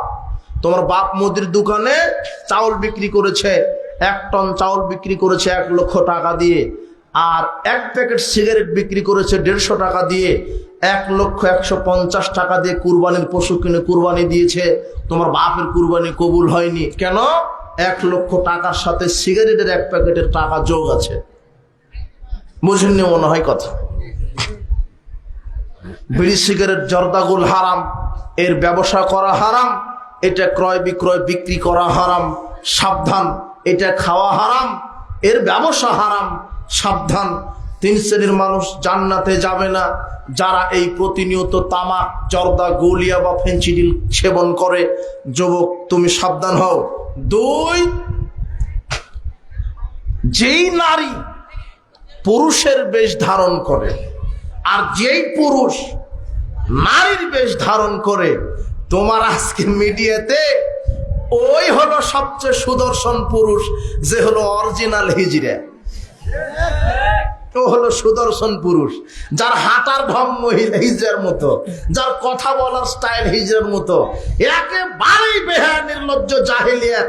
আর এই হারামখুরি জাহেলিয়াত অজ্ঞরা ওকেই বলছে যে সুদর্শন পুরুষ। ওর চাইতে বান্দরের চেহারা সুন্দর আছে। আশ্চর্য কথা, যেই পুরুষ মহিলার বেশ ধরে এ জান্নাতে যাবে না, যেই নারী পুরুষের বেশ ধরে এ জান্নাতে যাবে না। 3, দায়ুস, দায়ুস জান্নাতে যাবে না। দায়ুস কে? আল্লাযী ইউকুরফু আনিল খাবাসা, যে তার স্ত্রী, যে তার মেয়েকে, যে তার স্ত্রী, যে তার মেয়েকে রাস্তাঘাট, হাট বাড়িতে, রাস্তাঘাটে, স্কুল কলেজ বিশ্ববিদ্যালয়ে ল্যাংটা করে ঘোরার সুযোগ দেয়, এই পুরুষ জান্নাতে যাবে না। পরিবার ঠিক করুন, তারপরে জান্নাত। জান্নাত অত সোজা নয়। পরিবার ঠিক করুন, তারপরে জান্নাত। স্ত্রীকে এইভাবে বাজারে ছেড়ে দিয়ে, মেয়েকে এইভাবে ল্যাংটাপনা করে ঘোরার সুযোগ দিয়ে, হজ যাকাত তাহাজ্জুদ পড়ে জান্নাত হবে না। উপস্থিত বৈঠকের মুসলিম দিনী ভাই বোন, আদর্শ পরিবারের ক্ষেত্রে যেটা ছুটে গেল সেটা হলো আদর্শ পরিবার। ওই পরিবার, এক, যেই পরিবারে 5 ওয়াক্ত সালাত কায়েম আছে। এখন আমার কথার সাথে মিলিয়ে দেখবেন যে আপনার পরিবার আদর্শ কিনা। যদি 5 ওয়াক্ত সালাত কায়েম থাকে তাহলে আদর্শ পরিবার। 2, যদি হালাল রুজিতে পরিবার পরিচালনা হয়, সেই পরিবার আদর্শ পরিবার। যেই পরিবার সুদ ঘুষ চুরি ডাকাতির টাকা দিয়ে চলে, যেই পরিবার মাদকতার মাধ্যমে চলে, সেই পরিবার আদর্শ নয়। যেই পরিবারের সদস্যরা হারাম খায়, সেই পরিবার আদর্শ নয়। 3, যেই পরিবারে পর্দার বিধান আছে, ছেলে মেয়ে স্ত্রী পর্দার বিধান মেনে চলে, পর্দার সিস্টেম চালু আছে, ওই পরিবার আদর্শ পরিবার। 4, যেই পরিবারে ঘুমানোর পূর্বে কোরআন তেলাওয়াত হয়, ঘুম থেকে ওঠার পরে কোরআন তেলাওয়াত হয়, এই পরিবার আদর্শ পরিবার। দেখেন তো আপনার পরিবারে হয় কিনা। দেখেন, যেই পরিবারে অশ্লীলতা চালু আছে, নাটক, সিনেমা, মোবাইলে গান, আপনার টিভি সিনেমা, এই পরিবার আদর্শ নয়। আশ্চর্য কথা, ছেলে এক ঘরে, মেয়ে এক ঘরে, আপনারা 2 জন মানুষ আর এক ঘরে, নাটক সিনেমা চলছে দিন রাত, ওই পরিবার আদর্শ নয়। জিনা, যেই পরিবারে হারাম অর্থনীতি আছে, সেই পরিবার আদর্শ নয়। আদর্শ পরিবার ওই পরিবার যেই পরিবারে 5 ওয়াক্ত সালাত কায়েম আছে। আপনি বিশ্বাস করুন, যদি 5 ওয়াক্ত সালাত আপনার পরিবারে কায়েম না থাকে, সেই পরিবার জাহেলিয়াত, সেই পরিবার জাহেলিয়াত। ওই পরিবারের সবাই মুশরিক যদি কেউ সালাত আদায় না করে। আল্লাহর নবী বলছেন যে মান তারাকাহা ফাকাদ আশরাকা, যে ব্যক্তি সালাত ছেড়ে দিল সে মুশরিক হয়ে গেল। কি হয়ে গেল? মুশরিক। তিনি বলছেন আল ঈমান আল কুফরে তারকুস সালাত, ঈমান আর কুফরের মধ্যে পার্থক্য হচ্ছে সালাত। তিনি বলছেন আল আহদুল্লাযী বাইনানা ওয়া বাইনাহুমুস সালাত, মুসলিম আর মুশরিকদের মধ্যে ওয়াদা আল্লাহ দিয়েছেন, তা হচ্ছে সালাত। কেউ যদি 5 ওয়াক্ত সালাত আদায় করে সে মুসলিম, আর যদি কেউ সালাত আদায় না করে তাহলে সে মুশরিক। তিনি বলছেন যে লা সালাতা, ওই ব্যক্তি যার সালাত নেই, লা দীনা লিমান লা সালাতা লাহু, ওই ব্যক্তির দিন নেই। সাহাবীগণ বলছেন ওই ব্যক্তির দিন নেই যার সালাত নেই। লা ঈমানা লিমান লা সালাতা লাহু, ওই ব্যক্তির ঈমান নেই যার সালাত নেই। কানা আসহাবু মুহাম্মাদিন সাল্লাল্লাহু আলাইহি ওয়াসাল্লাম লা ইয়ারাউনা শাইআম মিনাল আমালি তারকু কুফরুন গায়রা সালাহ। সাহাবীগণ কোন আমল ছেড়ে দেওয়াকে কুফরি বলতেন না সালাত ব্যতীত। কেউ যদি সালাত আদায় করতে করতে সালাত ছেড়ে দিত, সাহাবারা তাকে কাফের মনে করতেন। কি মনে করতেন? কাফের। আল্লাহর নবী বলছেন যে 10 বছর হলে পিটিয়ে সালাত আদায় করাও। আপনার ছেলের বয়স 20-25, মেয়ের বয়স 20, এখনো সালাত আদায় করে না। একদিন কোচিংয়ে না গেলে আপনি শাসন করতে পারেন, পরীক্ষায় ফেল করলে আপনি শাসন পুরুষত্ব দেখাতে পারেন, কিন্তু আজানের পরে আপনার ছেলেটা মসজিদে যায় না, এই জন্য আপনি বলতে পারেন না কিছু। আপনার পুরুষত্ব নেই, আপনি কাপুরুষ বাপ, আপনি কাপুরুষ বাপ। মুহাম্মদ সাল্লাল্লাহু আলাইহি ওয়াসাল্লামের ভাষা এভাবেই বলছেন, ইয়া মাশারাশ শাবাব, হে যুবকেরা, মানিস্তাতা মিনকুমুল বাত ফালিতাজাওয়াজ। যদি পুরুষত্ব থাকে তাহলে বিবাহ করো, পুরুষত্ব থাকলে বিবাহ করো। মানে স্ত্রীকে চালানোর ক্ষমতা থাকতে হবে। কেন? স্ত্রীও তো এমনিতেই বাঁকা হাড়ের তৈরি, ওকে সব সময় উপদেশ দিতে হবে, এই গীবত করো না, বাড়িতে পড়ে থাকো, আমার অনুমতি ছাড়া কোথাও যায় না, এই গীবত করো না, বাড়িতে পড়ে থাকো, এইভাবে সালাত আদায় করো, এখন ওযু করো, এখন ঘুম থেকে ওঠো, সত্য কথা বলো, পিতামাতার খেদমত করো, আমার সন্তানদেরকে সুশিক্ষা দাও। এইভাবে বারবার নসিহা করতে হবে। কাকে নসিহা করতে হবে? স্ত্রীকে। আল্লাহর নবী সাহাবীদেরকে কোথাও ঘুরতে দেখলেই, পায়চারি করতে দেখলেই তিনি বলতেন, ইরজিউ ইলা আহলিকুম, যাও বাড়িতে ফিরে যাও, অযথা পায়চারি মারো কেন? হাটে বাজারে, মাঠে ঘাটে, রাস্তায়, বাড়িতে ফিরে যাও। ফাকিমু ফিহিম, স্ত্রী ছেলে মেয়েকে সময় দাও। অমরুহুম, স্ত্রীকে নির্দেশ দাও। ওয়াল্লিমুহুম, তাদেরকে দ্বীনদারিতা শিখাও, এলেম শিখাও, কোরআন সুন্নাহ শিখাও। আজকে আমাদের ছেলে মেয়েরা ইসলামের মৌলিক শিক্ষা ব্যবস্থা থেকে অনেক দূরে। এরা আল্লাহর পরিচয় জানে না, এরা রসুলের পরিচয় জানে না, পরকাল জানে না, শিক্ষা ব্যবস্থাটায় নাস্তিকে ভরা। কেন? আজকের ছেলে মেয়েরা আল্লাহকে চিনবে কি করে? সিলেবাসেই পড়ানো হচ্ছে যে মানুষের স্রষ্টা আল্লাহ নয়, মানুষ নাকি বান্দরের জাত। আশ্চর্য কথা। এজন্য শিক্ষা কারিকুলাম, শিক্ষা ব্যবস্থা, এই কারিকুলাম সিলেবাস পরিবর্তন করে তাওহীদ ভিত্তিক, রিসালাত ভিত্তিক, পরকাল ভিত্তিক শিক্ষা ব্যবস্থা কায়েম করতে হবে। যেই সিলেবাসে কোরআন সুন্নাহ থাকবে, যেই সিলেবাসে পরকাল, জান্নাত জাহান্নামের শিক্ষা থাকবে, নবীদের প্রতি ঈমান, আল্লাহর প্রতি ঈমান, ফেরেশতাকুলের প্রতি ঈমান থাকবে, আল্লাহ সম্পর্কে জ্ঞান। আল্লাহ বলছেন, ফালাম আন্নাহু লা ইলাহা ইল্লাল্লাহ, আগে জানো আল্লাহ ছাড়া কোনো মাবুদ নেই, প্রকৃত কোনো উপাস্য নেই। আল্লাহ সম্পর্কে জ্ঞান। আমরা যে বলি আল্লাহু আকবার, আল্লাহ সবচেয়ে বড়, তো কত বড়? আল্লাহ কত বড় জানেন? 7 জমিন 7 আকাশ যত বড়, তার চাইতে আল্লাহর পা রাখার জায়গা আরশ, কুরসি তত বড়। আল্লাহর কুরসি যত বড়, আরশ তার চাইতে বড়। 7 আকাশ 7 জমিন, আরশ কুরসি যত বড়, তার চাইতে আল্লাহ অনেক অনেক অনেক বড়। তাই তো আমরা বলি আল্লাহু আকবার, আল্লাহ সবচেয়ে বড়।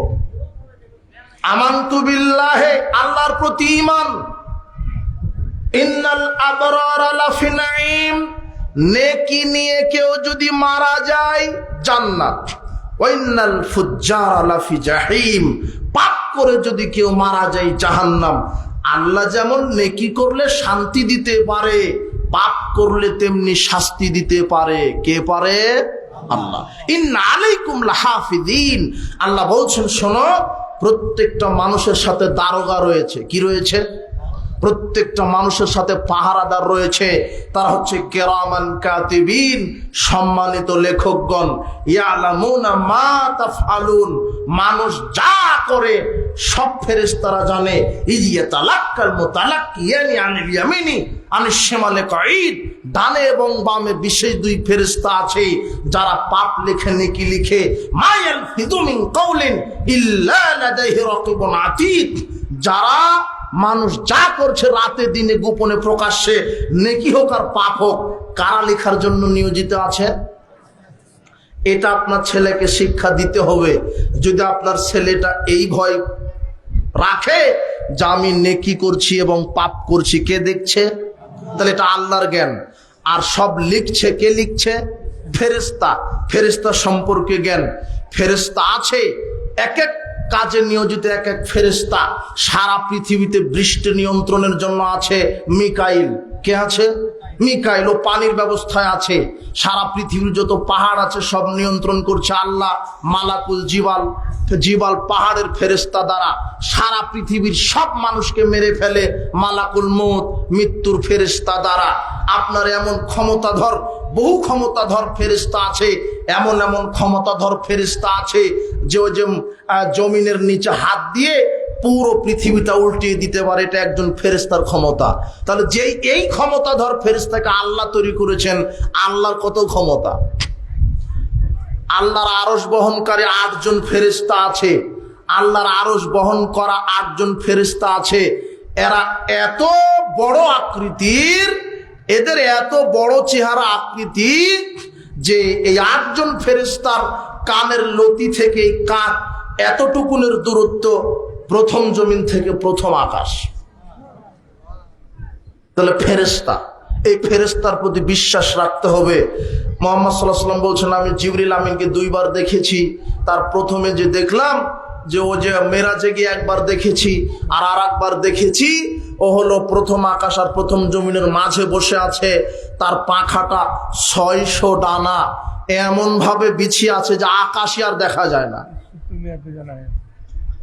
আকাশে আর কি করা যায় না, দেখা যায় না। বিশাল 600 ডানা ফেরেশতা।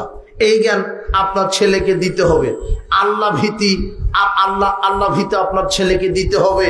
বলছিলাম যে আপনার ছেলে মেয়েকে জাহান্নাম থেকে বাঁচান, আপনি নিজে বাঁচুন। আদর্শ পরিবারে আর একটা কথা যেটা থাকবে, আদর্শ পরিবারে থাকবে যে স্বামীর প্রতি স্ত্রীর আনুগত্য, স্ত্রীর প্রতি স্বামীর আনুগত্য, যেটা প্রায় পরিবারে নেই। এখন আর স্বামীর খেদমত করে না, উল্টা স্ত্রীর খেদমত কার করতে হয়? একজন বলছে, একজন অফিসার স্ত্রীকে খুব ভয় পায়, তার স্ত্রীকে খুব ভয় পায়, সে বাড়িতেই যেতে চায় না। তো কোম্পানির অফিসার সে বলছে যে আমি যে স্ত্রীকে ভয় পাই, তো আমার কোম্পানিতে যারা আমার অধীনস্থ যারা কর্মচারী আছে দেখি তো তারা তাদের স্ত্রীকে ভয় পায় কিনা একটু পরীক্ষা করি। তখন কোম্পানির যিনি বস তিনি বলছেন, এই সবাই আমার সামনে আসো। 100 জন সামনে এসেছে, 100 জন কর্মচারী। বলছে কে কে স্ত্রীকে ভয় পাও? তো 99 জনই একদিকে চলে গেছে। বলো যারা স্ত্রীকে ভয় পাও ডান দিকে যাও, যারা স্ত্রীকে ভয় পাও না বাম দিকে যাও। তো বাম দিকে গেছে 1 জন, আর ডান দিকে গেছে কতজন? 99 জন। এখন অফিসের বস বলছে যে সর্বনাশ, তাহলে আমি একাই তো ভয় পাই না, এই বেশি ভয় পাওয়ার ভাগে কি? তো এখন অফিসের বস বলছে দেখি তো একজনে কেমন বীর পুরুষ স্ত্রীকে ভয় পায় না, দেখি তো একটু। তো বেটা তুমি কিভাবে বউকে চালাও, বউকে ভয় পাও না, তুমি একাই আছো, একদিকে একাই থাকলে কেন? তখনও বলছে যে স্যার আমি স্ত্রীকে ভয় পাই কি পাই না এটা জানি না, তবে আমার স্ত্রী আমাকে বলে দিয়েছে সবাই যেদিকে যাবে তুমি যাবে না, একাই থাকবে, তাই আমি একাই দাঁড়িয়ে আছি। এখন আপনি তো যৌতুক নিয়ে বিবাহ করেছেন, আপনি তো আছেন বিপাকে, সকালে যৌতুক ফেরত দিবেন, ভিক্ষা করে করে আপনি ওই ফার্নিচার টেবিল টিভি এগুলি কিনবেন, শ্বশুরের কাছ থেকে 1 টাকা নেবেন না, বরং পুরুষ হলে শ্বশুরকে একটা লুঙ্গি কিনে দিয়ে আসবেন। বুঝেছো কি যুবক তুমি? না হলে বিপদ। বিচারের মাঠে ওটা দাঁড়ি পাল্লা ওটা উঠিয়ে দিবেন, তোমার ওই যৌতুকের জিনিস ওটা ফেরত দিতে হবে। সাবধান, যৌতুক নিয়ে বিবাহ করো না। অধিকাংশ পরিবারে স্বামী স্ত্রী মিল মহব্বত নেই, সংসার একেবারে জাহান্নামের টুকরা, স্ত্রী স্বামীর আনুগত্য করে না। অথচ আল্লাহ বলছেন অমিন আয়াতিহি আমার নিদর্শন হচ্ছে যে আমি তোমাদের থেকে জোড়া সৃষ্টি করেছি স্ত্রী, লিতাসকুনু ইলাইহা, আর স্ত্রীদের মধ্যে তোমাদের জন্য শান্তি তৃপ্তি আছে, ওয়াজআলা বাইনাকুম মাওয়াদ্দাতা ওয়া রাহমা, এবং তোমাদের পরস্পরের মধ্যে আমি দয়া ভালোবাসা তৈরি করেছি। স্বামী স্ত্রীর মধ্যে ভালোবাসা রয়েছে, স্বামীর জন্য শান্তি তৃপ্তির জায়গা হলো স্ত্রী। এই জন্য স্ত্রীর হক যেমন স্বামীর উপরে আছে, স্বামীর হক তেমন স্ত্রীর উপরে আছে। কিন্তু অধিকাংশ পরিবার আজকে জাহান্নামের টুকরা, স্বামীর খেদমত করে না স্ত্রী। শোনেন, খাদিজা রাদিয়াল্লাহু আনহা তার স্বামী মুহাম্মদ সাল্লাল্লাহু আলাইহি ওয়াসাল্লাম কে মুহাম্মদ, দেখেন কি পরিমাণ স্বামীর আনুগত্য করেছেন। জিবরিল একদা মুহাম্মদ সাল্লাল্লাহু আলাইহি ওয়াসাল্লাম হেরা গুহাতে আছে, আল্লাহ বলেছেন যে তুমি এখানে ইবাদত করো, এক সময় তোমার উপর ওহী করা হবে। তো হেরা গুহা ঠিক আছে, হেরা পাহাড় থেকে গুহার দূরত্ব 30 ফিট উঁচা। কত ফিট? 30 ফিট। তো মুহাম্মদ সাল্লাল্লাহু আলাইহি সাল্লাম প্রায় দিন বাড়ি থেকে কিছু খেজুর পানি বেঁধে নিয়ে আসতেন, নিয়ে ওটা 4-5 দিন, 1 সপ্তাহ যেত। কিন্তু যেদিন যেতে পারতেন না, সেদিন খাদিজা রাদিয়াল্লাহু তাআলা আনহা খাদ্য পানীয় নিয়ে প্রতিদিন 30 ফিট উঁচুতে উঠে স্বামীর জন্য খাবারের ব্যবস্থা করে দিতেন, স্বামীর খেদমত করতেন। তো একদিন জিবরিল আমিন এসে বলছেন মুহাম্মদকে সাল্লাল্লাহু আলাইহি সাল্লাম, মুহাম্মদ সাল্লাল্লাহু আলাইহি সাল্লাম, ওই যে দেখো তোমার স্ত্রী খাদিজা আসছে, তার হাতে একটা বাটি আছে, বাটিতে তরকারি আছে। দেখো মুহাম্মদ সাল্লাল্লাহু আলাইহি সাল্লাম, ওই যে তোমার স্ত্রী খাদিজা, সে তোমাকে খাদ্য দিতে আসছে হেরা গুহায়, ওই হাতে বাটি আর বাটিতে তরকারি। তো ও এত স্বামীকে খেদমত করে, তোমার প্রতি এত মহব্বত রাখে, আল্লাহ খাদিজার প্রতি এত সন্তুষ্ট হয়েছেন, আল্লাহ নিজে খাদিজাকে সালাম দিয়েছেন। আর আমিও দিলাম, আমি যে জিবরাইল, আমি তো দিলাম, আমি তো দিবই সালাম। কে দিয়েছে? আর খাদিজা রাদিয়াল্লাহু তাআলা আনহার জন্য জান্নাতে একটা দামি ঘর আল্লাহ তৈরি করেছেন। কেন? শুধু সে স্বামীকে মূল্যায়ন করত। কথা বুঝেননি মনে হয়? উপস্থিত বৈঠকের মুসলিম দিনী বোন, আপনাকে বলছি, মহিলাদের জন্য জান্নাতে যাওয়ার যতগুলি মাধ্যম, তার সবচেয়ে একটা বড় মাধ্যম হলো স্বামীকে মেনে নেওয়ার নাম। কিসের নাম? স্বামীকে মেনে নেওয়া। কিন্তু আপনার বাড়িতে যেটা আছে, ও যা বুঝে সেটাই বুঝ, আপনার বুঝের 5 পয়সা দাম নাই, ওর বুঝটাই বুঝ।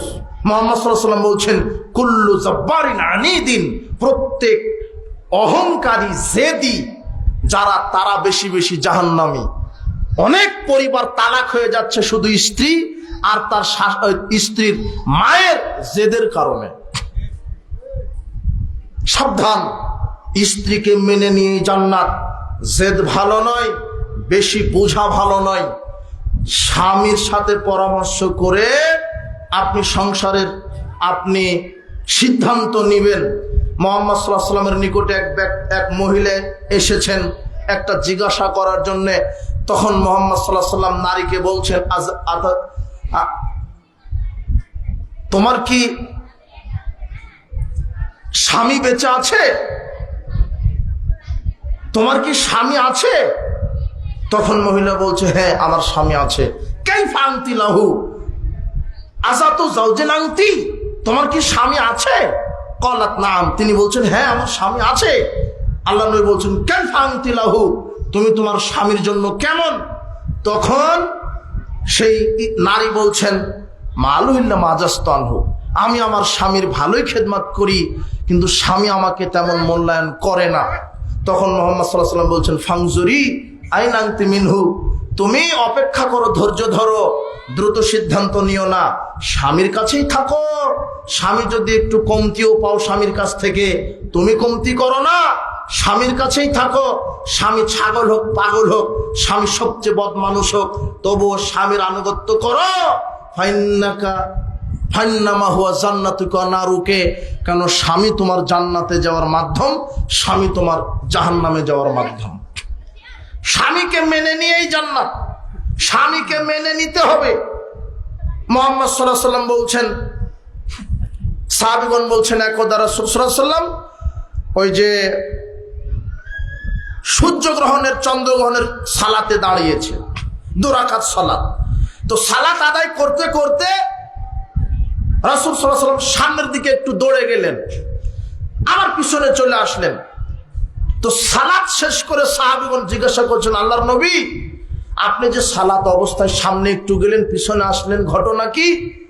তখন মুহাম্মদ সাল্লাল্লাহু আলাইহি ওয়াসাল্লাম বলছেন, দেখো, আমি যখন সালাতে দাঁড়ালাম তখন আমার সামনে জান্নাত থেকে 1 থোকা আঙ্গুর এভাবে তুলে ধরা হয়েছে, তাই আমি ওই 1 থোকা আঙ্গুর নিতে গেছি।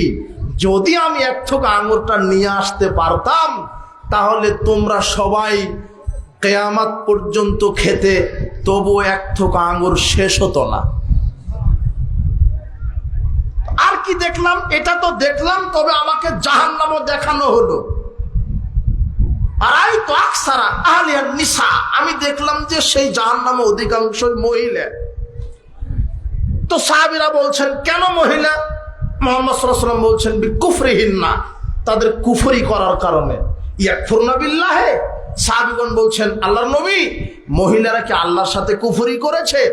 তখন তিনি বলছেন, লা, না, মহিলারা আল্লাহর সাথে কুফরি করেনি। ইয়াকফুরনাল আশিরা, তারা স্বামীদের সাথে কুফরি করেছে। কিভাবে? স্বামী তাদেরকে কষ্ট করে খাবার দেয়, পরার দেয়, আদর যত্ন করে রাখে, এরপরও যদি কোনো নারী একটু কমতি পায়, মারাই তুমকে খেরান কাটত, তখনই মহিলা বলে যে তোমার সাথে আমি 20 বছর সংসার করে কিছুই পেলাম না।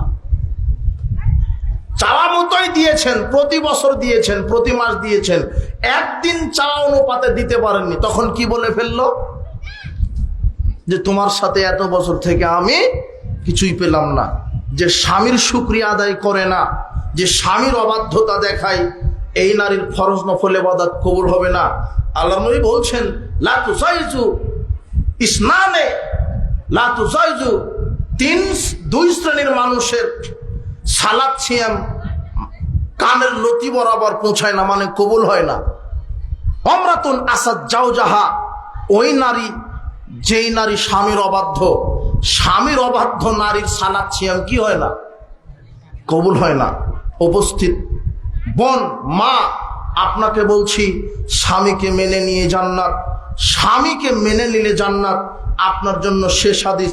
তারপরে কয়েক মিনিট আপনাকে বলে আমরা আজকে বিদায় নেওয়ার চেষ্টা করব। ইসলামী পরিবার, আনাস রাদিয়াল্লাহু আনহু বলছেন, রাসূল সাল্লাল্লাহু আলাইহি ওয়াসাল্লাম বলেছেন, ইন্নাল মারআতা ইযা সাল্লাত খামসাহা, যখন কোনো নারী 5 ওয়াক্ত সালাত আদায় করবে, 1, ওয়াসামাত শাহরাহা, 2, রমাদানের সিয়াম পালন করবে, ওয়াসানাত ফারজাহা, লজ্জাস্থানের হেফাজত করবে, ওয়াতাত বালাহা, আর স্বামীর আনুগত্য করবে, ফালতাদখুল মিন আইয়ুন আবওয়াবিল জান্নাতি 7, আল্লাহ ওই নারীর জন্য জান্নাতের 8টি দরজা খুলে দিবেন। নারীর জন্য জান্নাতে যাওয়া সহজ। তাই তো মুহাম্মদ সাল্লাল্লাহু আলাইহি ওয়াসাল্লাম বলেছেন, আরবাউ মিনাস সাআদা, পুরুষের জন্য সৌভাগ্যের বস্তু হলো 4টি। কয়টি? ওই পুরুষ সৌভাগ্যবান, সৌভাগ্যের প্রতীকী হলো 4টি। 1, আল মারাতুস সলেহা, যার স্ত্রী সৎ, যার স্ত্রী কি? সৎ। তাহলে আপনি ভালো বুঝতে পারবেন যে আপনার স্ত্রী কেমন। ভালো হলে আপনি ভালো আছেন। অল মারাতুস সলেহা, ভালো স্ত্রী। অল জারুস সলেহ, ভালো প্রতিবেশী। মারকাবুল হানি, ভালো গাড়ি। মাসকানুল ওয়াসিয়া, প্রশস্ত বাড়ি। প্রশস্ত বাড়ি, যেই বাড়িতে পর্দার বিধান আছে। আপনি আমাকে নিয়ে গেলে দেখি যে পর্দার বিধানই নেই, ঢং ঢং করে মেয়ে স্ত্রী সামনে দিয়ে চলাচল করে, মেহমানকে যে রাখবেন তার পরিবেশ নেই, ওটা ভালো বাড়ি নয়। আটোসাটো বাড়ি, আপনি চটছালা দিয়ে ঘিরেন, তবুও কিসের বিধান থাকতে হবে পরিবারে? পর্দার বিধান। 4টি বস্তু যার সুন্দর, সে হলো সুখী, সে তার ভাগ্যটা সুন্দর। তার একটা হচ্ছে ভালো স্ত্রী, 2 ভালো প্রতিবেশী, 3 ভালো গাড়ি, 4 প্রশস্ত বাড়ি। আর দুর্ভাগ্যের প্রতীকও 4টি। এই 4টি যদি খারাপ হয়, তার কপাল খারাপ, সে দুর্ভাগ্যবান ব্যক্তি। উপস্থিত বৈঠকের মুসলিম দিনী ভাই বোন, সারা পৃথিবীটাই সম্পদ, এর মধ্যে দামি সম্পদ কে বলা হয়েছে? ভালো স্ত্রী। সাবধান, ভালো স্ত্রী। আর একটা হাদিস এবারত করি একটু। আল্লাহর নবী বলছেন, আলা উখবিরুকুম বিআহলিল জান্নাহ, আমি কি তোমাদেরকে বলবো না যে জান্নাতবাসী কারা? সাহাবীরা বলছেন, জি বলেন। তখন তিনি বলছেন, আন-নাবিয়্যু ফিল জান্নাহ ওয়া সিদ্দিক ফিল জান্নাহ ওয়া শাহীদু ফিল জান্নাহ। নবীগণ জান্নাতি, সিদ্দিক জান্নাতি, শহীদ জান্নাতি। এভাবে বলতে বলতে বলছেন, আর নিসাউকুম মিন আহলিল জান্নাতিল ওয়াদুদুল মাউলুদুল আউদু আলা জাওজিহা, ওই নারীরাও বেশি বেশি জান্নাতি যেই নারী স্বামীকে ভালোবাসা দেয় বেশি বেশি, যেই নারী স্বামীকে মহব্বত করে বেশি বেশি, আর যেই নারী বাচ্চা প্রসব করে বেশি বেশি। কি বললাম? যেই নারী বাচ্চা দেয় বেশি বেশি। মুহাম্মদ সাল্লাল্লাহু আলাইহি ওয়াসাল্লাম বলছেন, তাজাওয়াজুল ওয়াদুদাল ওয়ালুদা, তোমরা ওই নারীকে বেশি বেশি বিবাহ করো যেই নারী বাচ্চা দিতে পারে। এখন বিবাহই করেননি, বুঝবেন কি করে কম দিবে না বেশি দিবে? ওই যে মুহাম্মদ সাল্লাল্লাহু আলাইহি ওয়াসাল্লাম বলছেন যে বংশ দেখো, বুঝেননি মনে হয়। তার মা খালা ফুপু যদি 10টা দেয়, তাহলে নিশ্চিত ধরে নেবেন এই মেয়েটাও কয়টা দেওয়ার ক্ষমতা রাখে না। বোঝনি মনে হয় যুবক তুমি। মুহাম্মদ সাল্লাল্লাহু আলাইহি ওয়াসাল্লাম বলছেন, তোমরা ওই নারীকে বিবাহ করো যেই নারী বেশি বেশি কি দিতে পারে? বাচ্চা। তো তুমি বুঝবে কি করে যে এই নারী বেশি দিবে না কম দিবে? বলো তো। তার মা, তার খালা, বুঝনি মনে হয়। তার মায়ের যদি 10টা থাকে, তাহলে নিশ্চিত ধরে নিবে সেও 10টা দিতে পারবে। এটাই মুহাম্মদ সাল্লাল্লাহু আলাইহি ওয়াসাল্লাম বুঝাচ্ছেন। কিন্তু তুমি যে বিবাহ করার পূর্বেই বলছে তোমার খালা ফুপুরাই তোমাকে পরামর্শ দিচ্ছে, বেটা 2টার বেশি নয়, একটা হলে ভালো হয়, সুখী পরিবার। কথা বোঝেননি? অথচ তোমার খালার যখন ওই যে ছাগল আছে বাড়িতে, বাচ্চা দিবে, তোমার খালা এখন তাহাজ্জুদ পড়ে বলছে, আল্লাহ ছাগলের যেন 6টা বাচ্চা হয়। ছাগলের 6টা, আর ওর কয়টা? মানে ও বোঝাতে চাচ্ছে যে ছাগলের চাইতে ওর বাচ্চার দাম কম। অথচ বেশি বেশি বাচ্চা, 5টা বাচ্চা 10টা বাচ্চার মধ্যে একটা যদি দুধ খেতে খেতে মারা যায়, তো মুহাম্মদ সাল্লাল্লাহু আলাইহি ওয়াসাল্লাম বলছেন এই দুধের বাচ্চাটা বিচারের মাঠে পিতামাতার কাপড় টেনে নিয়ে জান্নাতে চলে যাবে। তো নিয়েছেনই তো একটা, তাও আবার ল্যাংড়া খোঁড়া কানা, চোখে দেখে না। বলছে যে ওকে ইঞ্জিনিয়ার বানাতে হবে মানে জানোয়ার, ওকে ডাক্তার বানাতে হবে মানে বাটপার। নিয়তি করছে, পেটে আসেনি। বলছে যে ছেলেটাকে হলে একেবারে মেসি বানাবো, মেসি। ছেলে একটা হলে একেবারে ইঞ্জিনিয়ার বানাবো। নিয়তি প্রথমে জানোয়ার বানানো। ইঞ্জিনিয়ার মানে বোঝেন কি? ও ইঞ্জিনিয়ারকে বলেছে সরকার যে রাজশাহী থেকে চাপাই 50 কিলো রাস্তা করতে হবে, 5000 কোটি টাকা থাকলো, ও 3000 কোটি টাকায় মেরে দিয়েছে, আর 2000 কোটি টাকার কাজ করেছে। তাই তো রাস্তা 10 বছরের জায়গায় 2 বছর যায়। হলো ইঞ্জিনিয়ার। আপনি ওটা নিয়ত করছেন ইঞ্জিনিয়ার বানাবেন, ও তো জানোয়ার। ডাক্তার বানাবেন মানে ও বাটপার। যে যত বড় ডাক্তার সে তত বড় সিটার বাটপার। তোমার বাপকে নিয়ে গেছো ডাক্তারের কাছে, শুধু বলেছ যে আমার ওই আব্বাটা ঘুমাতে পারে না, একটু দেখেন তো কি সমস্যা। ও 10টা পরীক্ষা দিয়েছে, এক্সপেরিমেন্টই দিয়েছে 10টা, শুধু পরীক্ষাতেই 20,000 টাকা, চিকিৎসা শুরুই করেনি। এরপরে যখন ওই প্রেসক্রিপশন করছে, তুমি তো গরিব মানুষ এমনিতেই খেটে খাওয়া, ও প্রেসক্রিপশনে 2 ব্যাগ ওষুধ লিখেছে। তাও আবার ওষুধটা লিখেছে ভালো কোম্পানির হলে তাও হয়, ভালো ওষুধ লেখেনি। ওই কোম্পানির ওষুধ লিখেছে যেই কোম্পানি তাকে টাকা ঘুষ দিয়েছে। এটা হলো ডাক্তার, এটা হলো বাটপার, ওটা হলো ইঞ্জিনিয়ার। আপনি তো এই নিয়ত করছেন, বলছে যে আমার ছেলেটা 4 বছর বয়স, একেবারে কম্পিউটারের সব ফাংশন জানে। আমার মেয়েটা 5 বছর বয়স, মোবাইলের সব ফাংশন জানে। আমার ছেলেটা ঢাকা বিশ্ববিদ্যালয়ে পিজি হসপিটালে পড়াশোনা করে, চাকরি করে। আমার মেয়েটা রাজশাহী বিশ্ববিদ্যালয়ে পড়ে, কিন্তু এখনো অজু জানে না। কি জানে না? এই ছেলে তোমার ভাই ঢাকা বিশ্ববিদ্যালয়ে পড়ে, অজুই জানে না। আপনি যে বলছেন আমার মেয়েটা 5 বছর বয়স, গোটা কম্পিউটার জানে, কিন্তু সূরা ফাতিহা জানে না, সব জানে।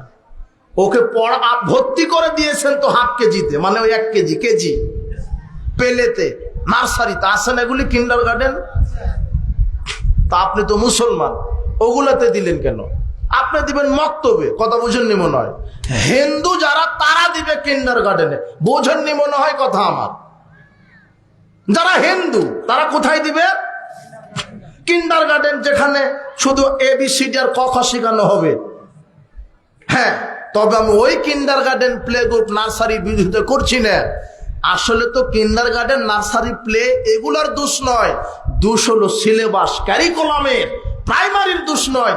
প্রাইমারি থাকবে, স্কুল থাকবে, কলেজ থাকবে, কিন্ডার গার্ডেনে থাকবে। কিন্তু আমাদের এদেশের সরকার যারা শিক্ষা ব্যবস্থায় বসে আছে, এদেরকে আমরা বলতে চাই যে 1 থেকে ডিগ্রি মাস্টার্স পর্যন্ত প্রত্যেকটা শিক্ষা ব্যবস্থায়, সিলেবাসে কোরআন সুন্নাহ বাধ্যতামূলক করতে হবে। কিন্তু আছে না? BCS ক্যাডার ও আকাশ তত্ত্ব, জমিন তত্ত্ব, ফিজিক্স, কেমিস্ট্রি, বায়োলজি, কম্পিউটার সব জানে, শুধু জানাজার দোয়াটা জানে না। কি শিখালেন আপনার সন্তানকে?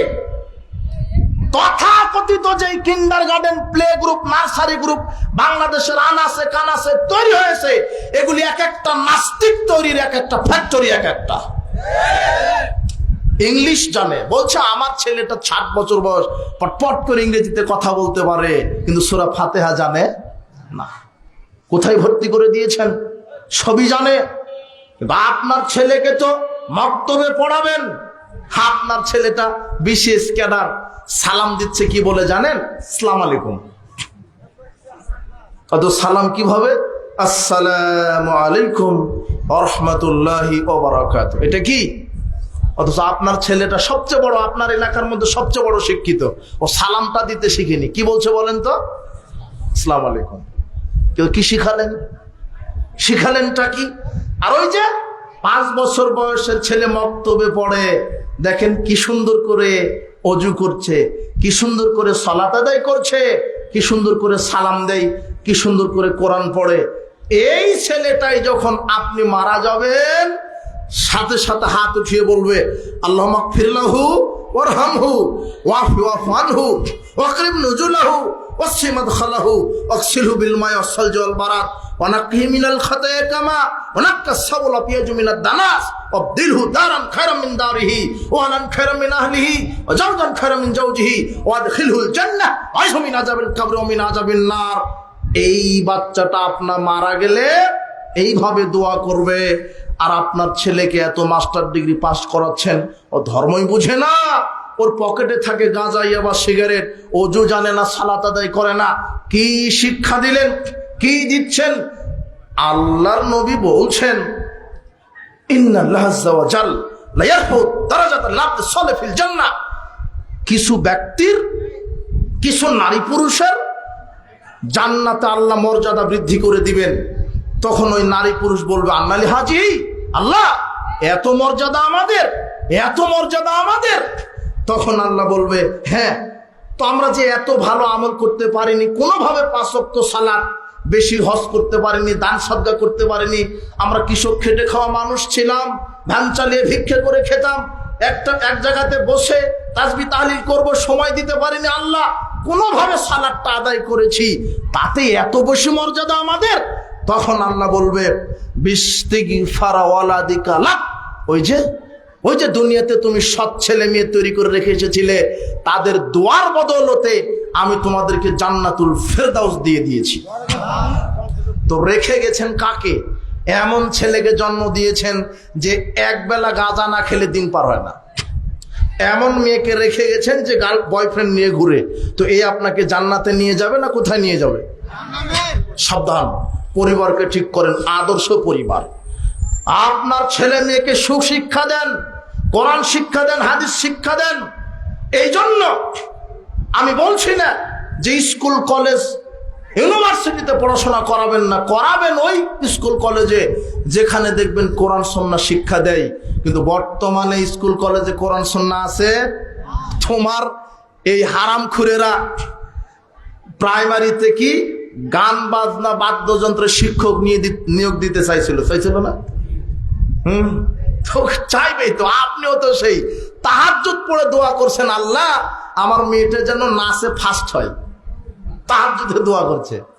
আপনার মেয়েটা কলেজে পড়ে, ও মঞ্চে নাচ গান করছে, প্রাইমারিতে পড়ে নাচ গান করছে, তখন ওই মেয়ের বাপ মাস্টারকে বলছে, মাস্টার মশাই ওই যে লম্বা ফার্সা মেয়েটা ওই যে সুন্দর করে নাচতেছে, একটু দোয়া করে দেন ভালো করে যেন নৃত্যকলা একাডেমিতে চান্স পায়। আরে হুজুরকেও যখন বলছেন, হুজুরও বলছে আলহামদুলিল্লাহ। আশ্চর্য কথা, ছেলেকে নাচ গান শেখাচ্ছেন কেন?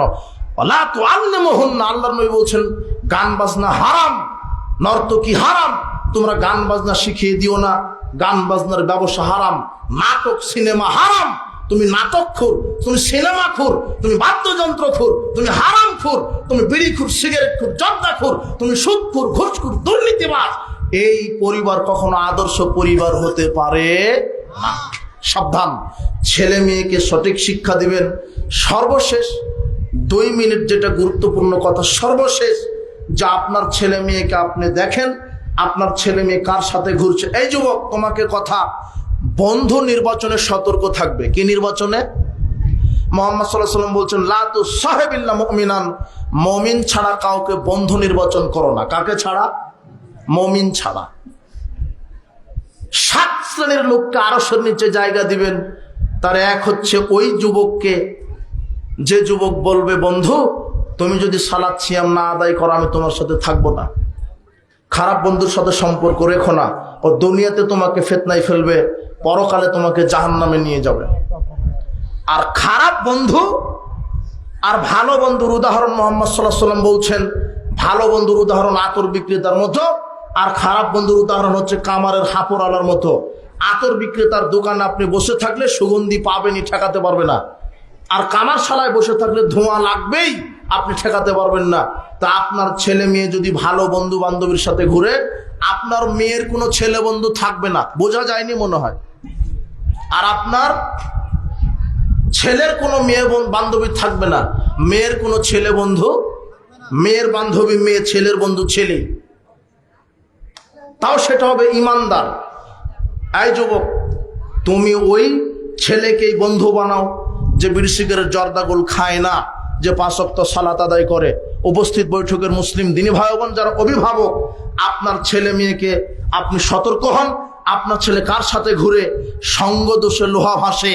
আপনার ছেলেটা ভালোই ছিল, কিন্তু ইয়াবা খুর, ঘুষখোর, মদখোরের সাথে ঘুরতে ঘুরতে আপনার ছেলেটাও কি খুর হয়ে গেছে, মদখোর হয়ে গেছে। আপনার মেয়েটা ভালোই ছিল, কিন্তু বেপরদান একটা মেয়ের সাথে ঘুরতে ঘুরতে বেপরদাই চলে। এই জন্য সাবধান, তুমি যদি ভালো বন্ধু, ইমানদার বন্ধুর সাথে সম্পর্ক রাখতে পারো, তাহলে বিচার মাঠে তোমার এই ইমানদার বন্ধু, তোমার কোনো কারণে যদি জাহান্নামের ঘোষণা হয়, তখন এই ইমানদার বন্ধু আল্লাহর কাছে সুপারিশ করে তোমাকে জান্নাতে নিয়ে চলে যাবে।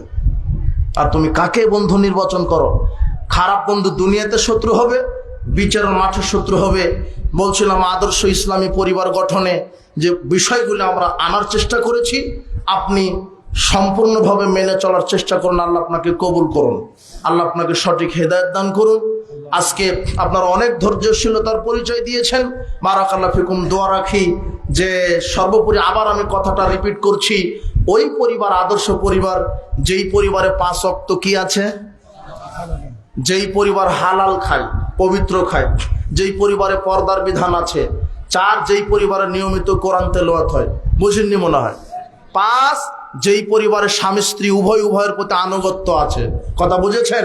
এই 5টি কথা মনে রেখে বাড়িতে জানান, আল্লাহ তুমি আমাদের পরিবারকে, আমাকে, সবাইকে, আমাদেরকে জাহান্নামের আগুন থেকে বাঁচাও, আমাদেরকে হেদায়েত দান করো। বারাকাল্লাহ ফিকুম, জাযাকুমুল্লাহ খায়র। যারা এসেছে আল্লাহ তুমি তাদেরকে ক্ষমা করো।